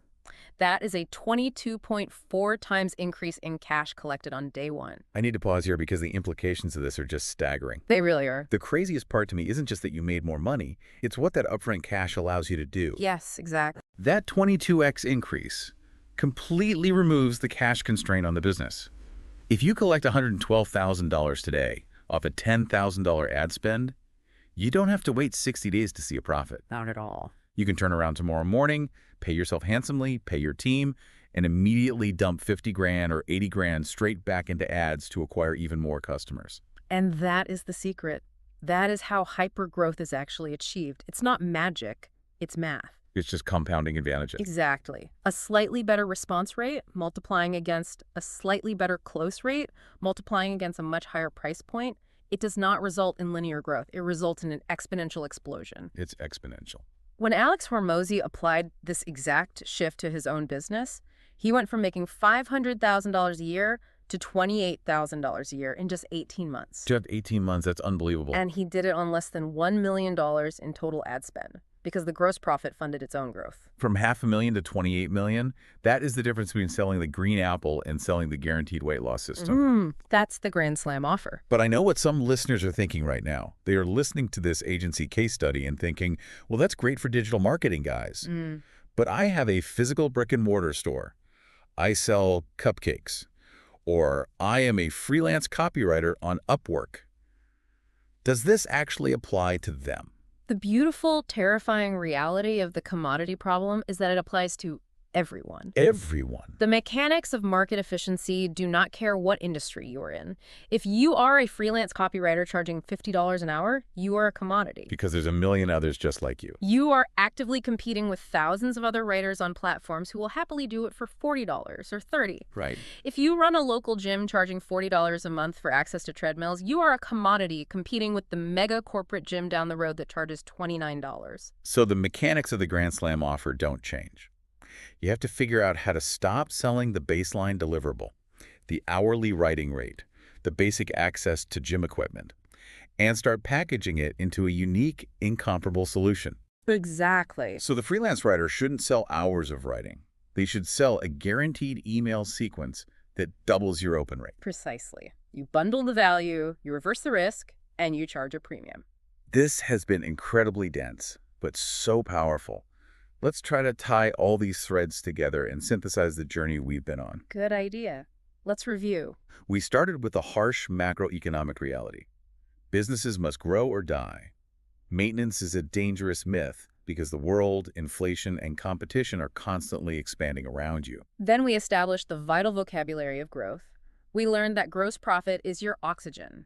It's the unrestricted fuel you must maximize so you can afford to acquire customers and outspend your competitors. Right, net profit is what you take home, but gross profit is how you survive the battlefield. Well said. From there, we explored the nightmare of market efficiency. We saw how the market naturally pulls every undifferentiated business into a deadly race to the bottom. If you allow yourself to be compared on a spreadsheet, you lose your pricing power instantly. And finally, we discovered the escape velocity needed to break out of that gravitational pull. The Grand Slam offer. By innovating your offer, by creatively combining promotions, massive value, premium pricing, and guarantees, you completely break the customer's ability to compare you to anyone else. You step out of the bloody waters of competition and into a pristine category of one. I think that is the core memorable insight here, the true soul of this framework. Escaping the commodity trap isn't about working harder. Exactly. It's not about grinding out more hours or making a slightly prettier logo or having slightly cleaner floors in your shop. It is about innovating your offer so profoundly that you bypass the mental comparison process entirely. You do not win the game of business by being cheaper. You win the game by being incomparable. It's a massive paradigm shift. You don't necessarily have to change the core of what you fulfill on the back end. You have to fundamentally change how you package, present, and guarantee the value of what you do on the front end. And as the math proved, moving from a business that bleeds cash to a business that prints it on day one is just the compounding effect of removing yourself from the commodity bucket. I feel like I need to go rewrite the pricing page on my website immediately. You probably should. But as powerful as this is, having a Grand Slam offer is only half the battle, right? It is. If you craft the greatest, most incomparable, highly valued offer in the history of the world, and you pitch it to an empty room, or worse, to a room full of people who fundamentally do not care about what you're selling, it completely falls flat. Oh, absolutely. Which brings us to the next logical hurdle. Right. An offer is only as good as the audience receiving it. Next time, we're going to explore the absolute vital prerequisite for all of this: finding the right market. The starving crowd. We'll dive deep into why having a starving crowd will mathematically overpower even the worst sales skills and the clunkiest, most poorly worded offer. I love that. We'll look at how to identify those starving crowds and position your newly minted Grand Slam offer right in front of them where they can't ignore it. I cannot wait for that conversation. But before you go, listener, I want to leave you with a direct challenge. Take notes on this one. I want you to look at whatever it is you do for a living right now. Your physical product, your freelance service, even your daily tasks at your corporate 9-to-5 job. Look at it closely. Ask yourself honestly, are you currently selling a commodity? If your clients or your customers or even your boss had to replace you tomorrow, could they just look at a spreadsheet, compare a price tag, and pick someone else who is pretty much the same? It's a tough question. If the brutal answer is yes, then your homework starts right now. How can you combine what you do, add undeniable value, and reverse the risk to put yourself into a category of one starting today? How do you repackage your apple? Think about it. We'll see you next time. So imagine you're opening a hot dog stand right in the middle of this massive, bustling city. Okay, I'm picturing it. Yeah, and you're pouring like all your life savings into this venture, and suddenly this mysterious benefactor walks up to you. Naturally. Right, naturally. And they offer you one single absolute advantage over literally every other hot dog vendor in the entire metropolis, but you have to choose carefully. Ooh, okay. Yeah. That's a high-stakes choice. Exactly. So, do you ask for the absolute best, highest foot traffic location in the city? Or, like, do you ask for the highest quality, artisanal organic ingredients? Right, the premium stuff. Yeah, or maybe you ask for the ability to operate with the lowest possible prices so you can just, undercut everybody else. Or, and this is the classic one, do you ask for the secret recipe to the most mouth-watering hot dog ever created by human hands? It's one of the most famous thought experiments that marketing professors use, Okay. and it completely, it just breaks the brain of most first-time entrepreneurs. Oh, totally. Because the punchline is, and this is kind of the core of what we're looking at today, the answer is none of those. Yeah, literally none of them. You don't need the best location, you don't need the lowest price, and you definitely do not need the best product. Right, which is wild to think about. It is, because the only advantage you actually need, like the single thing that guarantees your hot dog stand is just going to print money, Yeah. is a starving crowd. A starving crowd. I love that so much. And the reason we are, talking about hot dog carts right now is because we're doing a deep dive today into this phenomenal framework. Right, from Alex Hormozzi's masterclass text on building $100 million offers. Exactly. Specifically, we're exploring Chapter 4, which is titled Pricing, Finding the Right Market, a Starving Crowd. So if you're listening to this deep dive today, you're going to learn why picking the right audience does all the heavy lifting for any business. Yeah, we're going to break down the actual mechanics of market demand and, why even the most brilliant, relentless entrepreneur is just going to fail in a dying market. Right. And understanding this is, well, it's basically non-negotiable for anyone who's interested in business because, look, if you don't have a market for your offer, absolutely nothing else you do is going to work. Yeah, every single hour you spend on logos or, product development or clever sales copy, it's all completely wasted. It's kind of a brutal reality, honestly. We spend so much time obsessing over the product, right? The features, the packaging, the UI. Oh, entirely. But this material, it forces us to confront this really uncomfortable truth, which is you are not a logician. Right. As an entrepreneur, you're simply a conduit. The fundamental rule we have to establish right up front is that you cannot create demand out of thin air. You can only channel pre-existing demand toward your specific solution. Now, wait, I want to push back on that immediately because, that kind of flies in the face of all that popular Silicon Valley mythology, right? I know exactly where you're going with this. If I'm listening to this, I'm immediately thinking about the classic Steve Jobs example. Yep, the iPhone. Exactly. The whole narrative is that Jobs invented the iPhone and created demand for a product that literally nobody even knew they wanted. Didn't he, manufacture that desire? It's a super common misconception, but it confuses two things. It confuses the creation of a solution with the creation of demand. Oh, interesting. Okay, break that down. So Steve Jobs didn't create the human desire for connection or status or, streamlined communication, that massive underlying demand. It already existed. Right, people were already carrying around, clunky cell phones and BlackBerries and MP3 players? Exactly. The pain of managing all those separate, terrible devices was very real. Jobs just built a revolutionary channel, the iPhone, to capture that pre-existing ocean of demand. So he didn't make people want to communicate, he just gave them a significantly better tool to do it. Right. When we talk about a starving crowd, we are talking about that raw, underlying human desire. If that desire isn't already there, burning inside the consumer, no amount of marketing brilliance is going to save you. Okay, that makes a ton of sense. The desire is basically the fuel, and the product is just the engine. That's a great way to look at it. And the source material actually gives us this visceral, globally relatable example of raw, unadulterated demand. It asks us to look back at the great toilet paper shortage. Oh, man. Right, during the early days of COVID. Yeah, that is just the ultimate real-world manifestation of the starving crowd concept.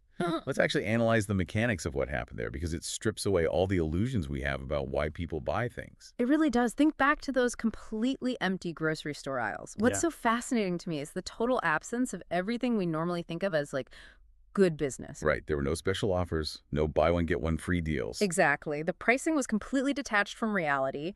You had people selling a standard 12-pack of rolls on the internet for over $100. Which is insane. And perhaps most importantly, there was zero persuasive sales copy. Right. Nobody had to hire some world-class copywriter or run highly optimized Facebook ads to convince you that you needed toilet paper. Exactly. The product was a pure commodity. The pricing was terrible. The customer experience was atrocious.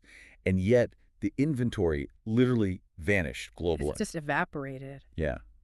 And we break down the behavioral economics of a true starving crowd.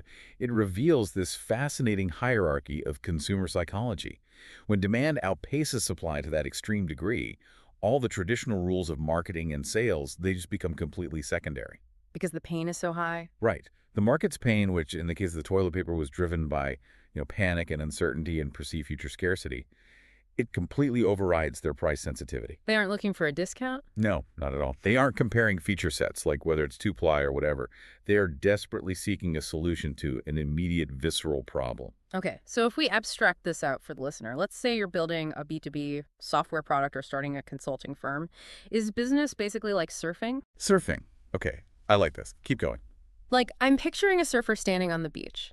You can't magically create a wave in the ocean through, like, sheer willpower or positive thinking, right? No matter how hard you paddle. No, definitely not. So your primary job before you even get your feet wet is to look at the horizon and locate where the waves are already breaking naturally. Yes, that analogy captures the mechanics perfectly.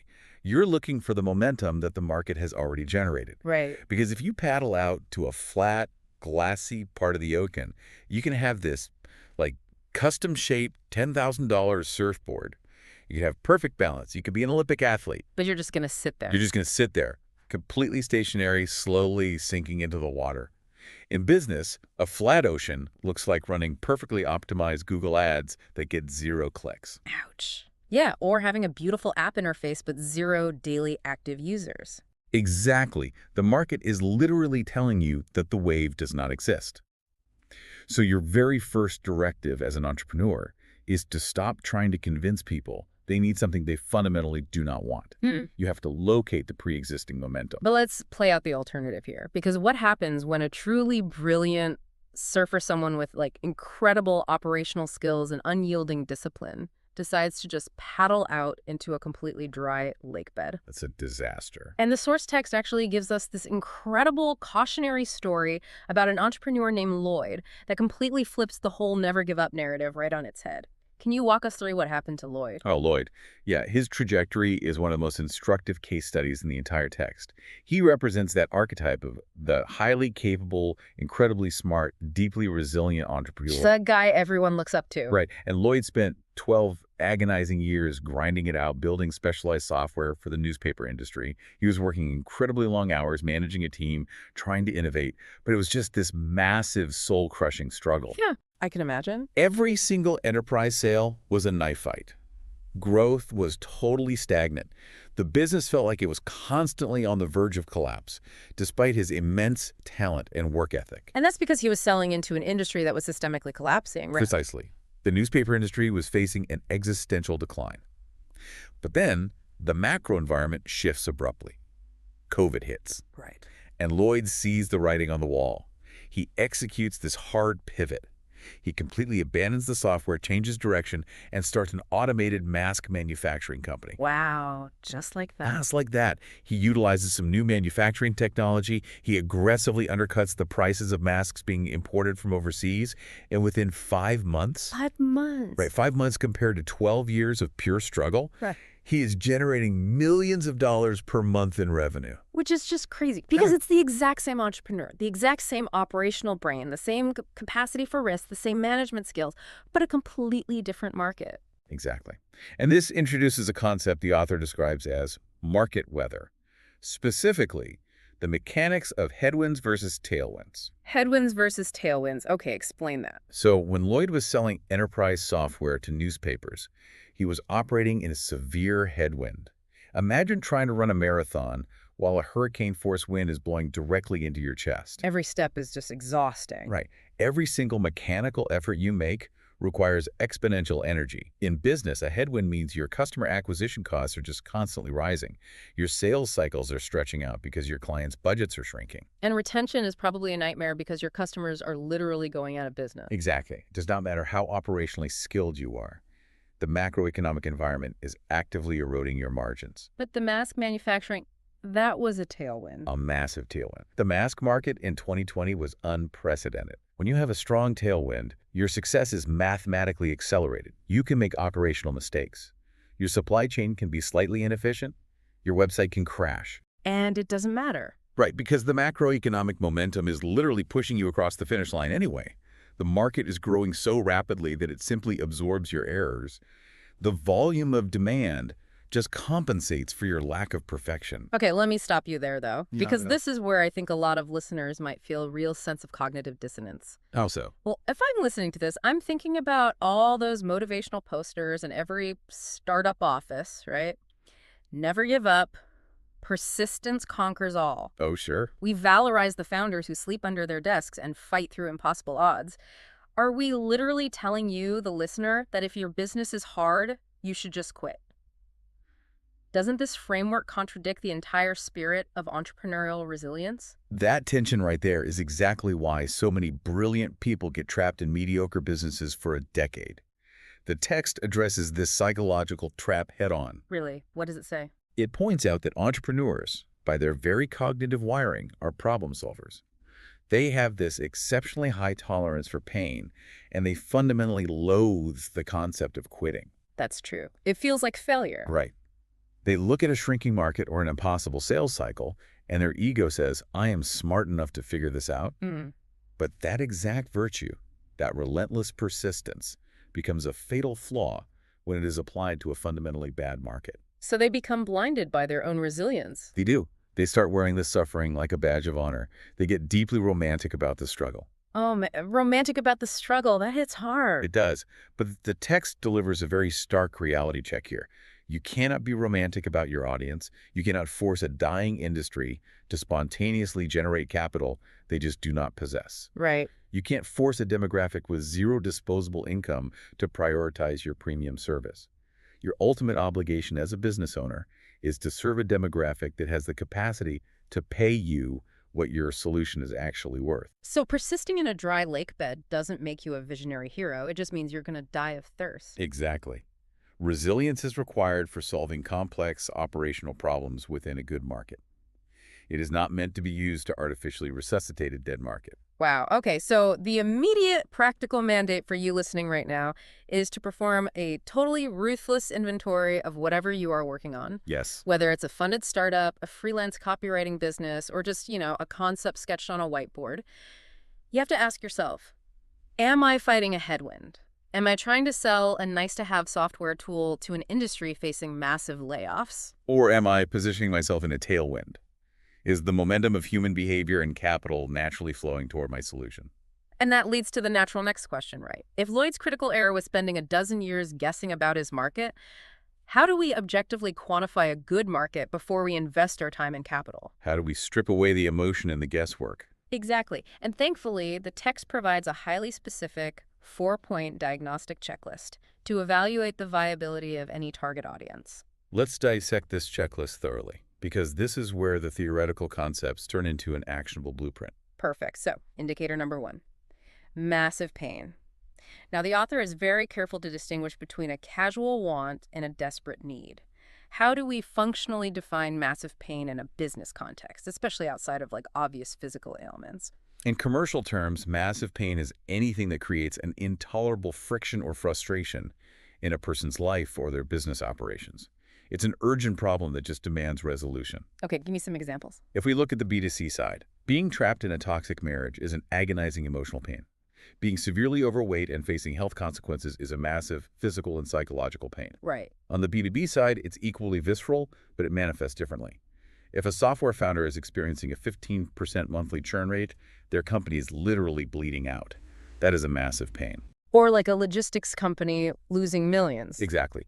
If an enterprise logistics company has a 3% inefficiency in their fuel routing that costs them $10 million a year, That is a massive pain. And what makes this indicator so crucial? Like, why is mild frustration not enough to build a substantial business around? Because of the direct mathematical correlation between the intensity of the pain and the elasticity of the pricing. Ooh, explain that.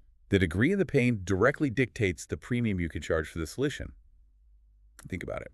If I have a mild tension headache, I am highly price sensitive. I might pay $1 for a generic aspirin, but I definitely won't pay 20. Right, you'll just deal with the headache. Exactly. Hmm. However, if I am experiencing a cluster migraine that makes me incapable of opening my eyes or functioning, I will gladly pay $1,000 for an immediate specialized injection to stop the pain.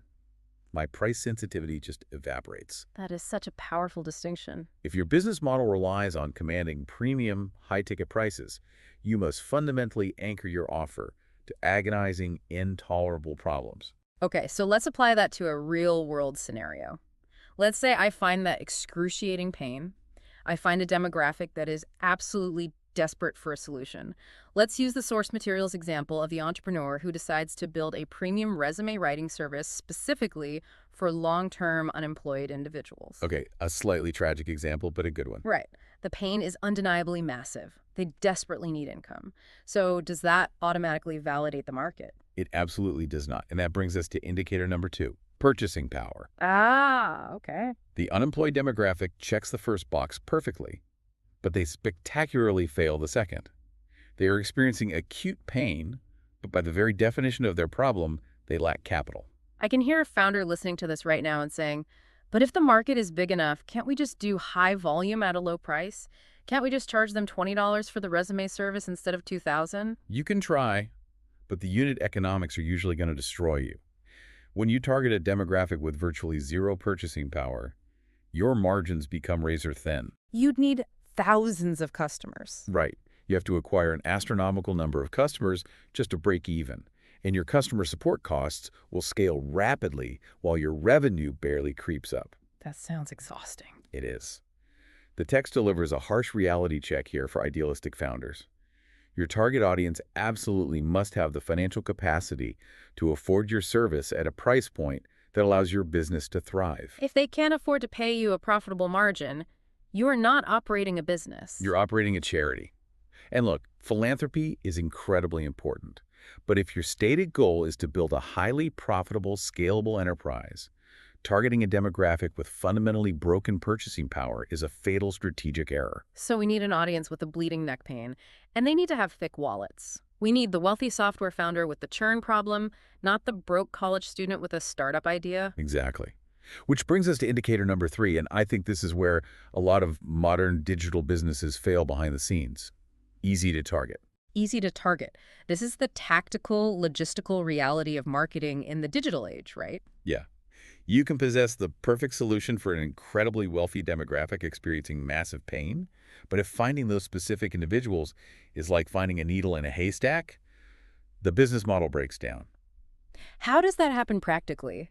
Give me an example of an opaque, hard-to-target market versus a transparent one. Sure. Let's say you develop a revolutionary software tool that specifically helps third-year medical students pass a highly specialized board exam. Okay, very niche. Right. They have the pain. The exam is notoriously difficult. They have purchasing power, or at least access to loans, because their future earning potential depends on passing. Right, so boxes 1 and 2 are checked. But when you go into an advertising platform like Facebook or LinkedIn to buy ads, you realize there is no specific targeting checkbox for third-year medical students studying for exam X. The algorithm doesn't track it. Exactly. The algorithm doesn't track that specific milestone reliably.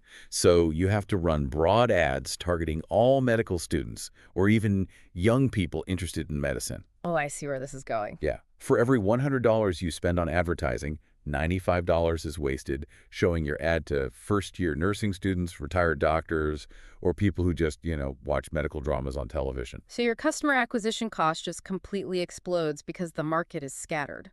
Exactly. The friction of acquiring the customer exceeds the lifetime value of the customer. Conversely, an easy-to-target market naturally congregates. Like where? You are looking for demographics that self-organize. They belong to highly specific trade associations, they subscribe to niche industry newsletters, they populate dedicated subreddits, or they attend specific annual conferences. Got it. So if there is no highly efficient, scalable way to get your message directly in front of your exact avatar without massive ad waste, the market is structurally flawed. Precisely. Which leaves us with the final checklist item, indicator number 4, growing. And this connects directly back to our discussion about Lloyd and the headwinds versus tailwinds, right? Does. We want a market that is expanding year over year, driven by macroeconomic trends, technological shifts, or demographic changes. Right. A growing market acts as a force multiplier for every dollar you invest in marketing. So the ultimate synthesis for you listening right now is this. Take your current business idea and score it against these 4 pillars.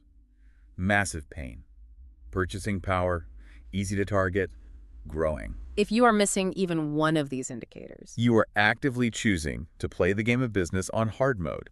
And honestly, if you are missing 2, you are likely destined for failure regardless of your work ethic. okay, assuming the listener has internalized this diagnostic checklist, they know what the metrics of a great market look like. But, staring at a blank whiteboard can be totally paralyzing. Absolutely. Where do we actually begin the search? Do we just start blindly analyzing random industries? Like, what are the universal evergreen reservoirs of human demand? The author distills human desire down to 3 eternal fundamental markets.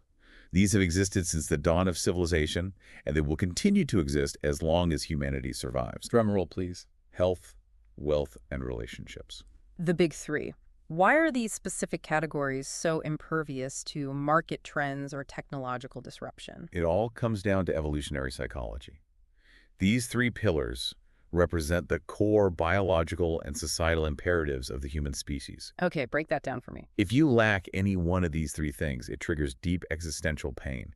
If your physical health deteriorates, your literal survival is threatened. Right. If you lack wealth or resources, your security and your status are compromised. And if you are isolated, unloved, or unable to form relationships, your psychological well-being collapses. It's basically Maslow's hierarchy. Exactly. Because the absence of these things causes such immense suffering, there will always be a bottomless well of demand for solutions in these arenas. So if I want to build a bulletproof business, I just announce to the world that I am a health expert or a wealth consultant. Oh, absolutely not. Er. That is the quickest way to become entirely irrelevant. Wait, really? Why?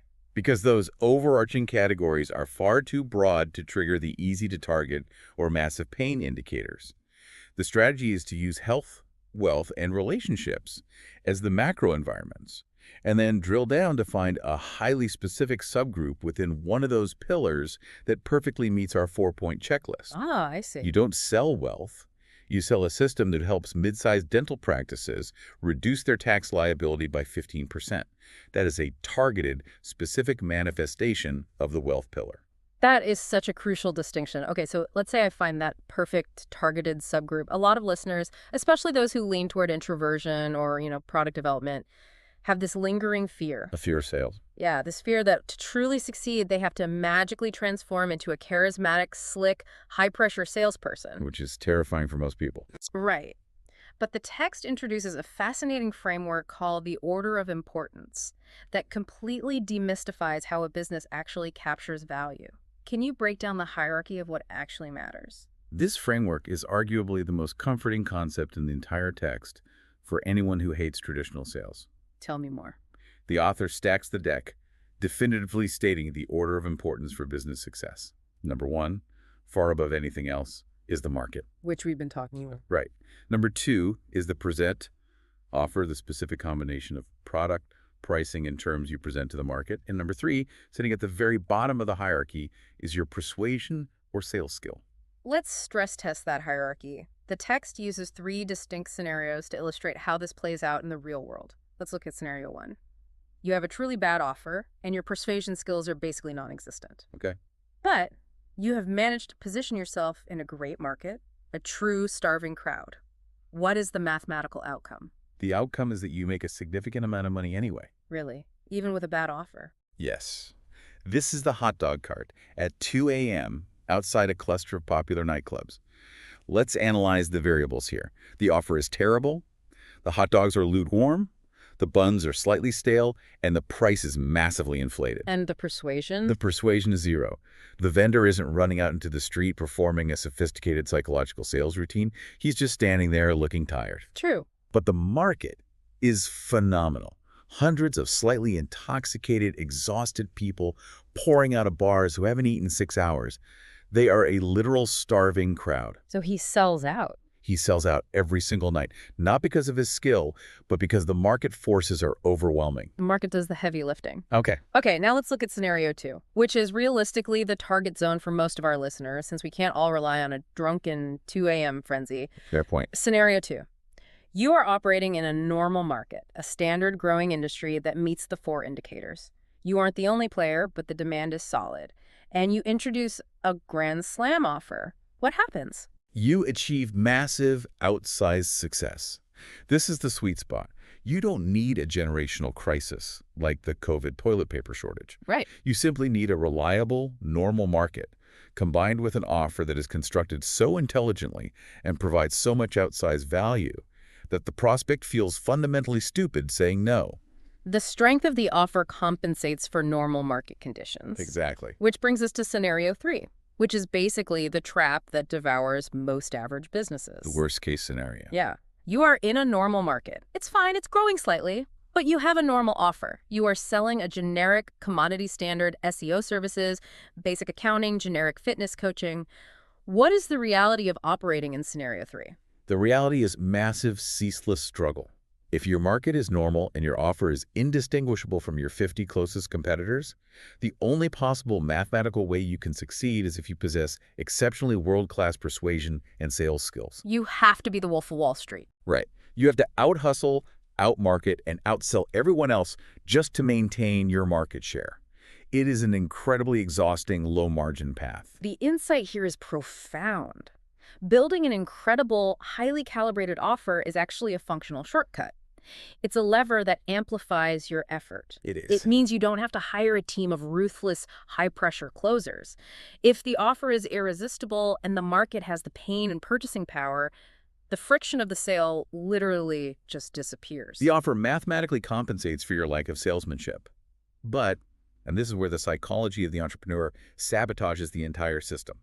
Most people completely ruin this progression. How so? Well, they understand the theory. Yeah. They find a normal, viable market. They start trying to construct an offer. But inevitably, their first iteration of the offer doesn't convert perfectly. They don't make $1 million in the first 30 days. Right, because it's hard. And then they commit the cardinal sin of entrepreneurship. They pivot. They immediately jump ship to a new idea. This phenomenon brings us to what is easily my favorite phrase in the entire source text. The author delivers a very blunt warning.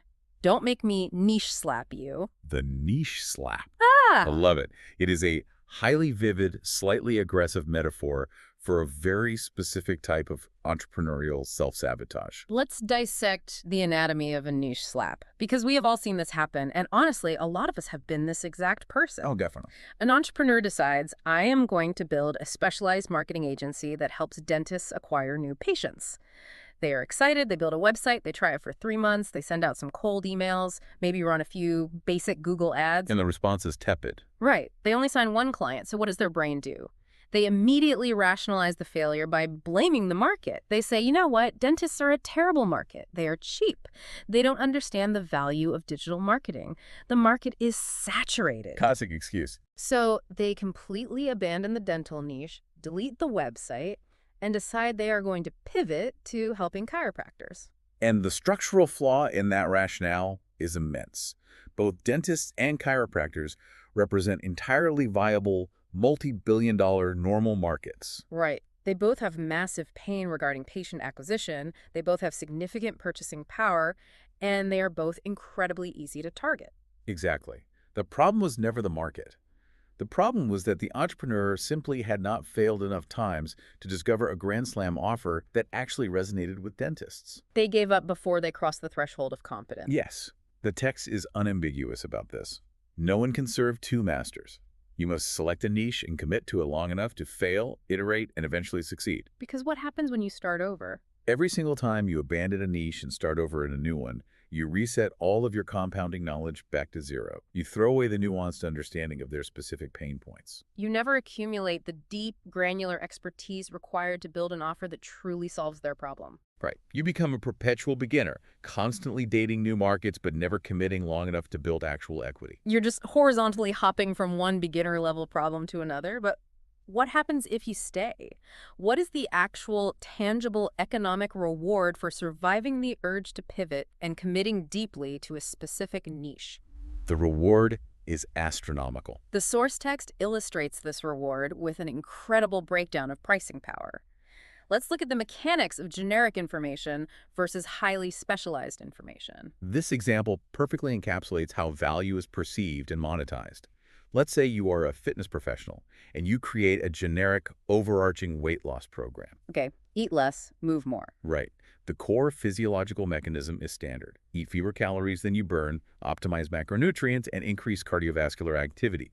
Because it is a generic solution, competing against thousands of other generic solutions, it is a pure commodity. So what can you charge for that?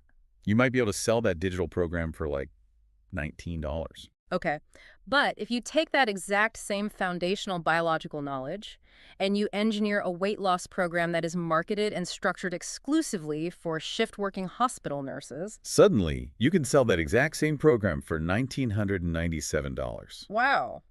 You achieve a 100-fold increase in top-line pricing simply through extreme niche commitment and contextualization. It's incredible. Now, I have to play the skeptic here on behalf of the listener because the leap from $19 to nearly $2,000 for what is essentially the same biological data seems almost absurd. It does sound crazy at first. Right. Like, is there actually a fundamental difference in the value being delivered, or is this just a clever labeling trick?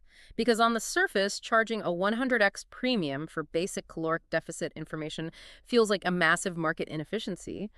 Why does the market willingly accept and pay that premium? It is a critical question, and it is entirely about the mechanics of implementation and cognitive load. The market is not paying for the raw biological data. They can get that for free on Wikipedia.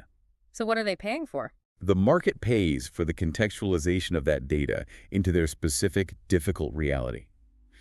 When you intensively niche down to shift nurses, you aren't just changing the headline on the sales page. You are translating the generic solution into their exact operational constraints. Walk me through what that translation actually looks like in practice. Sure, a generic $19 program tells a nurse to, meal prep chicken and broccoli. Right. Standard advice. But that generic advice fails entirely when that nurse is finishing a grueling 12-hour trauma rotation at 4:00 a.m. Their circadian rhythm is completely destroyed, their cortisol levels are elevated, and the only food source available is a hospital vending machine. The generic advice is literally useless in that context. Exactly.